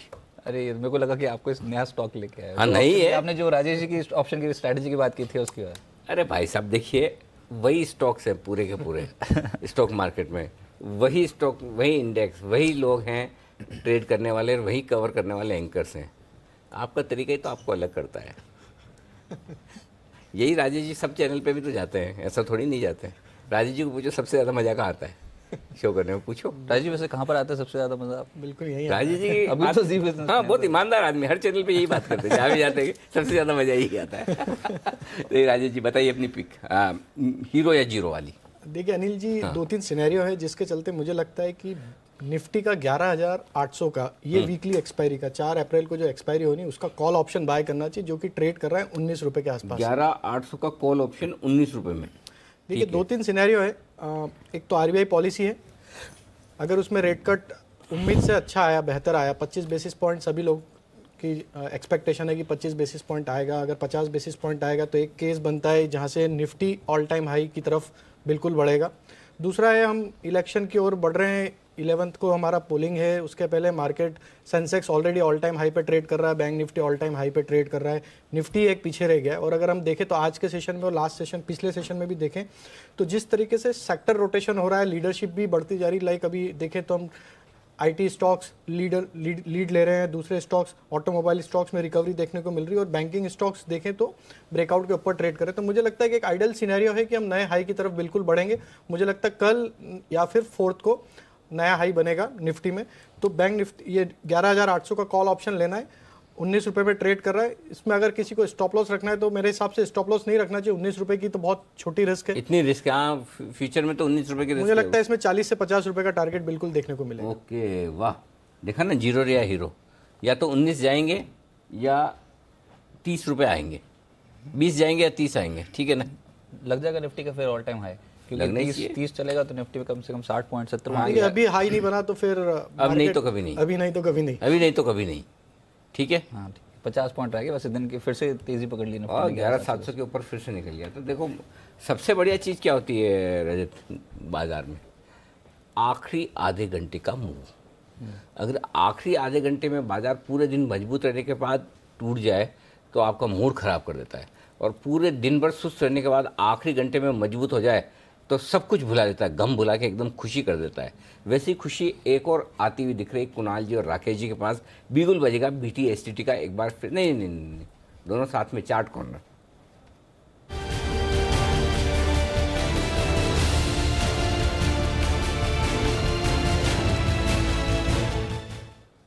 यस सर, बताइए। अनिल जी देखिए, खरीदारी की राय है और खरीदना है उस स्टॉक को जिसके जिक्र आपने भी इस कार्यक्रम के शुरू में किया था, और मैंने और राकेश जी ने जिस पर पहले खरीदारी की राय दी है। ये स्टॉक है BEL यानी कि भारत इलेक्ट्रॉनिक्स। इस पर एक रिन्यूड एक्शन देखने को मिल रहा है, इसलिए दोबारा से इस पर हम खरीदारी की राय दे रहे हैं। बड़ा ब्रेकआउट 100 रुपए के ऊपर अब इसमें क्लियरली आता हुआ नजर आ रहा है, और ये स्टॉक अब बड़ा मूव दिखाने के लिए तैयार हो रहा है। तो इन स्तरों पर इसको बाय करना है। बाजार में जब सुस्ती थी उस समय भी स्टॉक होल्ड कर रहा था, अब इसमें हम नए लेवल्स देख रहे हैं, तो हमें उम्मीद है कि इसमें आपको तेजी बनते दिखेगी। तो हमने इस काउंटर में न केवल फ्यूचर्स में बल्कि इसको ऑप्शंस में भी खरीदारी की राय दे रहे हैं। तो ऑप्शन के लेवल्स देंगे राकेश जी। देखिए अनिल जी, फिर से नहीं अनिल जी, इसको तीसरी बार रिकमेंड कर रहे हैं। देखिए पहली बार रिकमेंड किया जब पॉजिटिव क्रॉसओवर देखने को मिला, दूसरी बार रिकमेंड किया जब ब्रेकआउट हुआ, और अब अनिल जी एक clear multi year breakout 100 rupees के ऊपर देखने को मिल रहा है।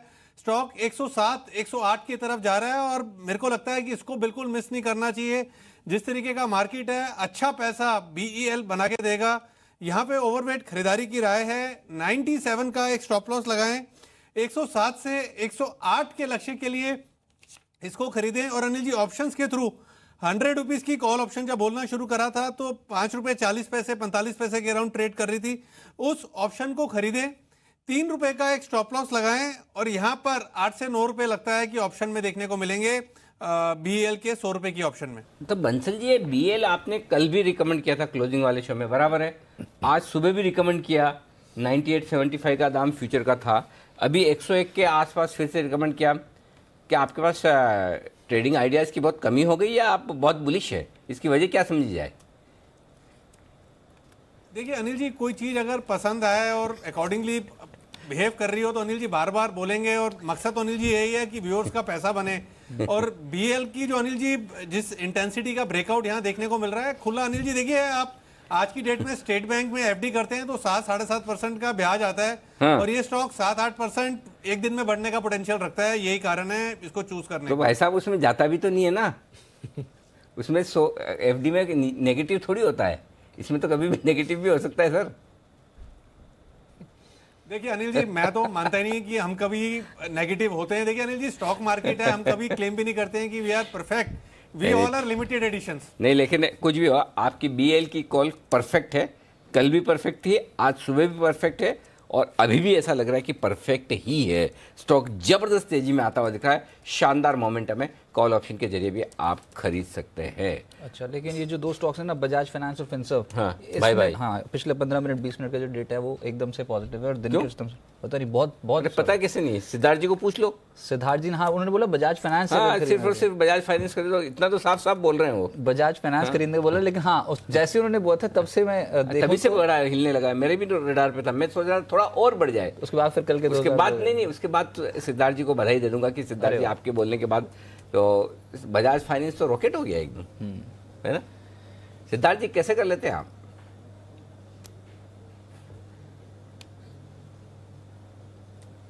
अनिल जी, हम तो सिर्फ फंडामेंटल देखते हैं और कन्विक्शन लाते हैं, रेस्ट तो स्टॉक अपना काम खुद ही कर लेता है। वाह, बिल्कुल, कन्विक्शन तभी आता है जब आपने फंडामेंटल की पढ़ाई बराबर से की हो, अच्छे से की हो। तो चलिए, हाँ, फंडामेंटल की पढ़ाई से याद आया, कल पढ़ाई करने का दिन है, वापस बुधवार है ना कल, तो रिसर्च गुरुकुल है। हाँ, तो कल फिर से रिसर्च गुरुकुल में कुछ खास होने वाला है। क्या होने वाला है दिखा दीजिए एक बार रजत। बिल्कुल, फटाफट से देखते हैं कि एग्जैक्टली कल होने क्या वाला है, उसके बाद थोड़ी और डिटेल समझेंगे आपसे। ठीक है। क्या आप सुन पाएंगे खतरे की घंटी? क्या आप देख पाएंगे रेड सिग्नल? शेयर के गिरने से पहले कैसे लगाएंगे पता? हम करेंगे आपको तैयार रिसर्च गुरुकुल के इस एपिसोड पे। सर, तो 10:30 बजे कल 10:30 थीम हमने आइडेंटिफाई करने हैं कुछ ऐसे संकेत जो आपको बता देते हैं कि किस कंपनी के फंडामेंटल जो है वो खराब होने वाले, खराब हो रहे हैं, कब निकल जाने का है आपको, कब निकल जाना है। अच्छा, मतलब कब शेयर निकल जाना है, कमजोर क्वालिटी के शेयरों को कैसे पहचानना है। पैसे बनाने से ज्यादा इंपॉर्टेंट काम है पैसे बचाना। ठीक है, यही फर्क एक रिटेल इन्वेस्टर और फंड मैनेजर में होता है। फंड मैनेजर, देखो, ऐसा कुछ कहीं नहीं है कि कोई फंड मैनेजर गलत स्टॉक नहीं लेते हैं, बहुत सारे गलत स्टॉक लेते हैं बहुत सारे फंड मैनेजर। आज ये 10, 15, 20 रुपए वाले GV के GMR आपको दिख रहे हैं, आरकॉम दिख रहे हैं, ये एक ज़माने में हर एक फंड के पोर्टफोलियो में थे। कोई फंड ऐसा नहीं होगा जिसने GV के GMR नहीं खरीदा हो। लेकिन दिक्कत ये कि 9 रुपये में, 5 रुपये में, 10 रुपये में आपके पोर्टफोलियो में है, क्या किसी फंड के पोर्टफोलियो में है? जवाब मिलेगा नहीं। क्यों?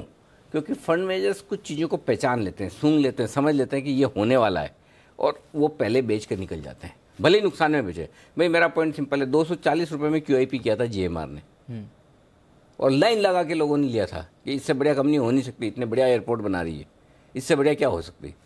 ठीक है, आज हालत देखो 15-20 रुपये है, लेकिन क्या किसी के फंड के पोर्टफोलियो में जब QIP में लाइन लग के, तो फंड वालों को समझ में आता है कि 240 वाला स्टॉक वो 200 में भी बेच देंगे, 150 में भी बेच देंगे, जहाँ उन्हें सिग्नल मिलेगा बेच देंगे। तो वो सिग्नल क्या होते हैं जो आपको पढ़ने चाहिए कि एक स्टॉक में से निकल जाने का वक्त आ रहा है।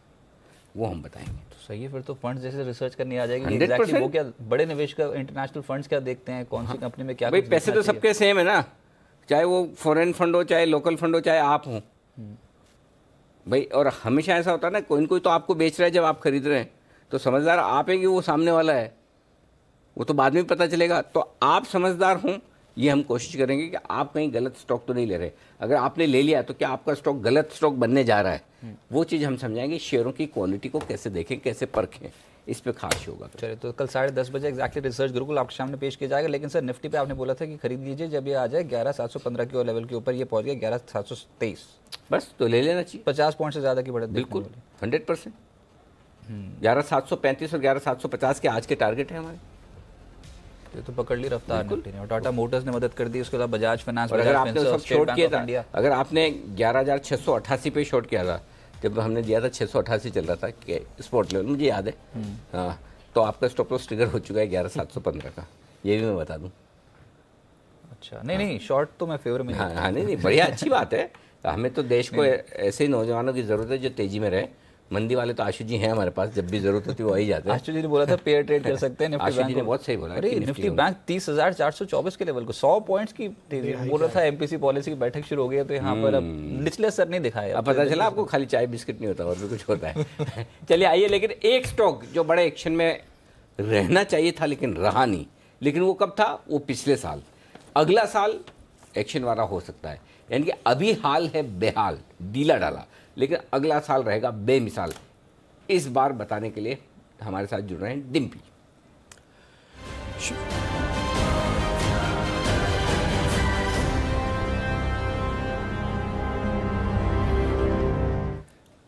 डिम्पी बताइए, कौन सा स्टॉक है आपके रडार पे? सर FY19 के अंदर था, वो था डेल्टा कॉप, जो कि कैसीनो के बिजनेस में है। तो ये शेयर FY19 में नहीं चला, लेकिन FY20 इसके लिए एक बेहतर साल हो सकता है। पहले क्यों नहीं चला, पहले ये समझ लीजिए। कंपनी लगातार विस्तार योजनाओं में व्यस्त थी। उनको सिक्किम में कैसीनो खोलना था, उन्होंने एक ऑनलाइन गेमिंग के बारे में बात करनी थी, तो ये सारी व्यस्तता उनके साफ साफ दिख रही थी उनकी विस्तार योजनाओं में। दूसरा, ऑनलाइन गेमिंग के कारोबार में खर्च पहले थोड़ा बढ़ता है, क्योंकि आपको सॉफ्टवेयर इंस्टॉल करने पड़ते हैं, उसका एलोबरेट करना पड़ता है। तीसरी चीज, सिक्किम में इन्होंने जो कैसीनो खोलने का काम था वो उनका चल रहा था। सिक्किम में एयरपोर्ट भी नहीं था, तो अभी एयरपोर्ट भी आया, तो ये तीसरी वजह थी कि ये चला भी नहीं। अब चौथी, कर्ज को कम करने की प्रोसेस कंपनी की जारी थी। पहले इनके पास कर्ज था, हालांकि बाद में बुक्स में कैश था, लेकिन फिर भी जो इनके पास कर्ज था उसको कम करने की प्रोसेस जारी थी। अब ये कंपनी डेट फ्री है। तो 4-5 रीजन ऐसे थे जिसकी वजह से ये पिछले साल तो नहीं चल पाया, ये वित्तीय वर्ष में, लेकिन अब चलने को तैयार है। अब जरा वजह जानिए क्यों चलेगा। ये सारी वजह इसके पिछले साल ना चलने वाली वजहों में कन्वर्जन के तौर पर, यानी कि बदलाव के तौर पर देखेगी। पहली वजह, कंपनी ने कैसीनो के साथ अब क्रूज में भी उतरने की तैयारी की है, और क्रूज बड़ा इंटरेस्टिंग है। वो एक क्रूज के अंदर हिस्सेदारी खरीद रहे हैं, उसके अंदर कामकाज करेंगे, लाइसेंस नहीं लेना पड़ता, क्योंकि वो तो पानी में क्रूज चल रहा होता है, तो इंटरनेशनल वाटर के अंदर वो कामकाज हो रहा है, तो उसके लिए लाइसेंसिंग लेने की जरूरत नहीं होती है। तो आप वहाँ पे कैसीनो का कामकाज कर सकते हैं। बड़ी स्ट्रेटेजिकली ये काम इन्होंने किया है। सालाना करीब 20 करोड़ रुपए वहां से आएगा। 200-250 करोड़ रुपए का अगर कंपनी प्रॉफिट कमा रही है, 10% क्रूज से आने लग जाए तो फिर कहना क्या। तीसरा, सिक्किम में जो कैसीनो इन्होंने खोला है वहां पे कामकाज शुरू हो गया, वहां पे एयरपोर्ट भी आ गया, तो नियर बाय के जो स्टेट्स के लोग हैं वो भी पहुंचते हैं, और दूर दराज के स्टेट वाले लोग भी उसी जगह पर कैसीनो के लिए पहुंचते हैं। गोवा और सिक्किम दोनों ज्योग्राफिकल एरिया बिल्कुल अलग है। एक जगह गहरा समुद्र है तो दूसरी जगह ऊंचे पहाड़ है, तो जहां पे भी आपको कैसीनो खेलना है ये दोनों फैसिलिटी आपको प्रोवाइड करेगा। एक और चीज, ऑनलाइन गेमिंग कारोबार adda22.com, ये भी एक बड़ा इंटरेस्टिंग इनका ऑनलाइन गेमिंग कारोबार है, जहां से इनकी कमाई जारी है, और ये देश की उन चुनिंदा कंपनीज में से एक है जिन्होंने ऑनलाइन गेमिंग कारोबार शुरू किया, जिसमें रमी और कई अलग अलग तरह के गेम्स जो हैं वो खिलाए जाते हैं। 23% से ज्यादा की हिस्सेदारी FIs के पास है।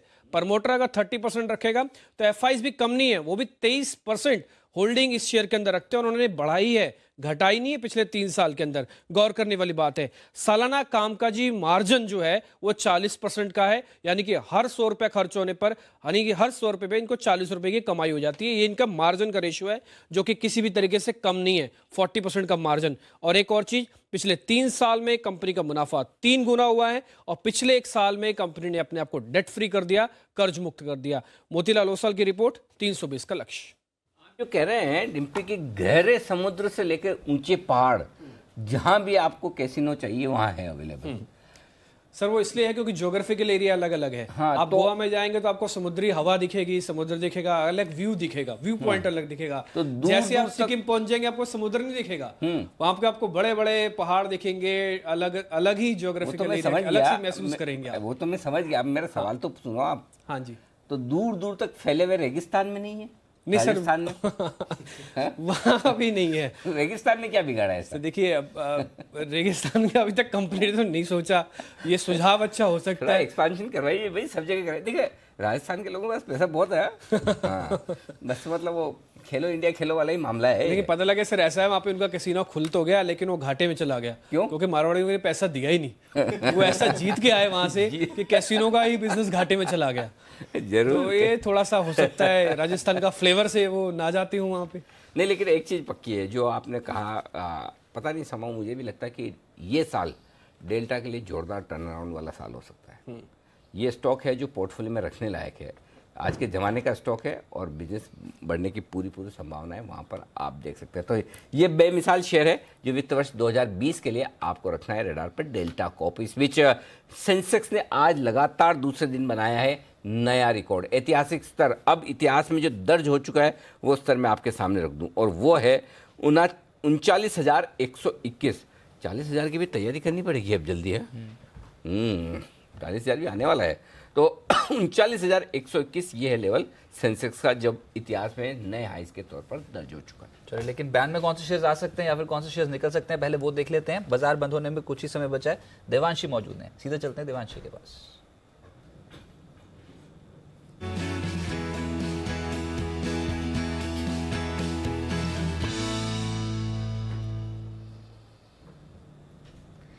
बिल्कुल, तो आज दो ही स्टॉक हैं सर।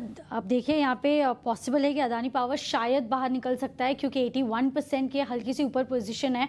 थोड़ी सी भी पोजीशन कटती है 80% के नीचे तो ये एक स्टॉक है जो बाहर आ सकता है, लेकिन कोई स्टॉक नहीं है जो और बैन में जाए। तो फिर सर अदानी पावर है जो 81% पे पहुंच चुका है और इसके बाहर निकलने की प्रोबेबिलिटी थोड़ी बड़ी है क्योंकि 81% पे आ गई है, 80% से नीचे गया तो ये कल बैन में नहीं दिखाई देगा आपको। राजेश जी एक बार देखिए डेटा, एक बार चार्ट भी दिखाइए अदानी पावर का किस तरीके से परफॉर्मेंस कर रहा है और बीते आधे घंटे में भी क्या परफॉर्मेंस दी है स्टॉक ने। 2.5% तो ऊपर है आज, वैसे भी पावर से जुड़ी कंपनी पे फोकस था। 50 के नीचे निकल जाना चाहिए इसमें से, निकल जाना चाहिए। एक्चुअली इसका स्ट्रक्चर देखें तो 52-53 का इसका टफ हर्डल है। स्टॉक मल्टीपल टाइम उसने अटेम्प्ट किया लेकिन उसको क्रॉस नहीं कर पाया। मुझे लगता है कि जो भी गेन मिल रहा है उसे बुक कर लेना चाहिए स्टॉक को। मुझे लगता है कि स्टॉक में भी और कंसोलिडेशन रहेगा कुछ टाइम के लिए। 45 से 52 ये एक रेंज ही रहेगी मुझे लगता है कुछ टाइम के लिए, जब तक ये 52 का विथ वॉल्यूम एक्शन ब्रेकआउट नहीं हुए। मुझे लगता है कि ये जो अपसाइड हमें देखने को मिली है पिछले 2-3 दिन में, हमने देखा है कि स्टॉक मूव हुआ है पॉजिटिव साइड में, तो आज प्रॉफिट बुक करना ही ठीक रहेगा। अच्छा, ये 11,705-706 के आसपास आपने बताना शुरू किया था निफ्टी, उसमें आपने बोला था 11,800 की कॉल खरीद लीजिए 19 रुपये के आसपास। ये क्या भाव हो गया अभी इसका या फिर क्या हाई बनाया इस कॉल ने? ये कॉल ने 26 रुपये 50 पैसे के आसपास हाई बनाया, अभी 23-23.5 के रेंज में ट्रेड कर रहा है। मुझे लगता है इसमें जो बाइंग एक्शन जो एग्रेसिव देखने को मिलेगा, जैसे ही हम 11,750 के आसपास पहुँचेंगे तो मुझे लगता है इसमें बहुत तेज़ी से एकदम हमें बाइंग एक्शन देखने को मिलेगी और फिर जो हमने टारगेट बताया 40-50 रुपये तक ये मूव इसमें एक्सटेंड होगा। लेकिन जो खरीदारी आई है उसमें BEL जिसके बारे में आप जिक्र कर रहे थे कुणाल जी और राकेश जी, वहाँ पर अच्छी रफ्तार है और 102 के लेवल पे फ्यूचर्स पहुँच चुके हैं। इसके अलावा सरकारी बैंक्स जो हैं वो फ्लेवर बने हैं मार्केट का बीते 15 से 20 मिनटों में, जिसमें OBC यहाँ पर तेज़ी बनी। SBI यहाँ पर 2% के कुल मिलाकर रिटर्न है लेकिन ये 332 के लेवल पे पहुँच चुका है फ्यूचर के हिसाब से। तो स्टेट बैंक ऑफ इंडिया ये लीड कर रहा है अपनी कैटेगरी में। बैंक ऑफ बड़ौदा यहाँ पर भी अच्छे रिटर्न्स लगातार दूसरे ट्रेडिंग सेशन में आते हुए नजर आए हैं। तो सरकारी बैंक्स का फिर से दिन है। स्टेट बैंक ऑफ इंडिया, राकेश जी एक बार देख के बताएं इसमें तेजी अभी और बढ़ सकती है क्या, और ये जो अगले 2 दिन है बहुत क्रूशियल है बैंकिंग के लिए, यहाँ से और कितना upside potential state Bank of India में देखते हैं आप? देखिए बढ़िया टेक्निकल रुझान है रजत, और यहाँ पर एक नई टेरिटरी में स्टॉक निकल रहा है। किसी ने लिया हुआ है रजत तो डेफिनेटली होल्ड करना चाहिए। नई खरीदारी के लिए रजत PSU बैंक में, जैसे अभी आपने यूनियन बैंक का नाम लिया था, मुझे वो ज़्यादा अच्छा लगता है। और यूनियन बैंक अगर फ्रेश PSU बैंकिंग में बाय करनी हो तो यूनियन बैंक खरीदना चाहिए, जहां मुझे लगता है 104-105 के लेवल्स कल में देखने को मिलेंगे। एल स्टेट बैंक किसी ने लिया है तो रजत क्लियर होल्ड रखना चाहिए। ओके, तो यूनियन बैंक है, यूनियन बैंक और फेडरल बैंक, 2 बैंक बोल के गए थे आशीष कुकरेजा जी कल। अच्छा, कल थे या परसों थे सुबह शो में। कल ही थे मेरे ख्याल से, इतनी पुरानी तो नहीं। हाँ कल ही थे, कल मंडे था ना। कल सुबह के शो में कल मंडे था ना। मंडे था सर। हाँ ऐसा नहीं लग रहा 4-5 दिन हो गए काम करते करते। नहीं इस बार तो ये हफ्ता बहुत स्लो जा रहा है एक्चुअली। अभी तो शायद शुरू हुआ है। हाँ? अच्छा आप कम काम कर रहे हैं इसलिए आपको लग रहा है अभी शुरू हुआ, हम बहुत ज़्यादा काम कर रहे हैं, हमें लग रहा है कि काफ़ी टाइम हो गया है ना। मोती जी आपको कैसा लग रहा है? कि आज थर्सडे ऐसा लग रहा है। चलिए लेकिन ठीक है, कल सुबह फेडरल बैंक और यूनियन बैंक ये दोनों वो रिकमेंड करके गए थे, यहाँ पर अच्छी तेजी होती दिख रही है। आइए क्लोजिंग आज की बेहद शानदार है, 11,700 के ऊपर क्लोजिंग मिली थी। आज हम रजत सुबह ये कह रहे थे कि आज का जिनकी शॉर्ट पोजीशन है उनका क्लोजिंग बेसिस पे स्टॉप लॉस है 11,700 के ऊपर निफ्टी बंद हो रहा है, तो आपको अपनी शॉर्ट पोजीशन काट लेनी चाहिए। इंट्राडे का 11,738 का था, वो ट्रिगर नहीं हुआ, ये ज़रूर है। और बैंक निफ्टी का इंट्राडे स्टॉप लॉस 30,500 है, वो ट्रिगर नहीं हुआ। क्लोजिंग 30,425 है, उसके आसपास ही बंद होने के संकेत ये दे रहा है, ये देखिएगा ऐसा है। तो बेहतर क्लोजिंग यहाँ पर होती हुई नजर आई है। लग जाएगा फिर कल एक बार ऑल टाइम हाई। बार बार मैं यही पूछ रहा हूँ क्योंकि ये निफ्टी रह गया और निफ्टी ने बहुत तरसा दिया। अब 11,720 के लेवल पर भी क्लोज हुआ तो मात्र 40 पॉइंट रह जाएंगे जिसको कवर करना है। और जो आप बोल रहे हो 11,738 का लेवल, वो भी कहीं ना कहीं अब टचिंग डिस्टेंस पे हो जाएगा। एक और स्टॉक है जो कल के सेशन के लिए क्या कैरी किया जा सकता है, राजेश जी रेमंड्स देखिए जरा, थोड़ा निचले स्तरों से ऊपर आने की कोशिश कर रहा है, आखिरी मिनटों में थोड़ी खरीदारी होती हुई दिख रही है। क्या कुछ एक्शन रेमंड्स में हो सकता है कल के लिए, ऐसा कुछ दिख रहा है काउंटर में? बिल्कुल छोटे स्टॉप लॉस से बाय करना चाहिए ना। हाँ बिल्कुल छोटे स्टॉप लॉस है। फ्यूचर का स्टॉप लॉस रहेगा 816 रुपये का। 816 का फ्यूचर का स्टॉप लॉस। और टारगेट कल के लिए? पहला टारगेट मुझे लगता है 835 और 840। 835 840। जी हाँ, रेमंड्स में आखिरी मिनटों में जो बाइंग होती दिख रही, लगता है शायद कुछ ना कुछ इंटरेस्ट लोगों का बन सकता है, तो 816 के स्टॉप लॉस से खरीदिए। 8 सिंगल ट्रेडिंग सेशन में बनते हुए नजर आए हैं। और अब जो निफ्टी बंद हुआ है वो 11,724 के लेवल पे हुआ, यानी कि एक अच्छी क्लोजिंग कह सकते हैं, शानदार। हाँ, और साथ ही साथ सेंसेक्स यहाँ पर भी 200 पॉइंट से ज़्यादा की बढ़त देखने को मिली। निफ्टी बैंक रिकवर कर गया 30,443, ये लेवल्स क्लोजिंग बेसिस पे यहाँ पर आए हैं।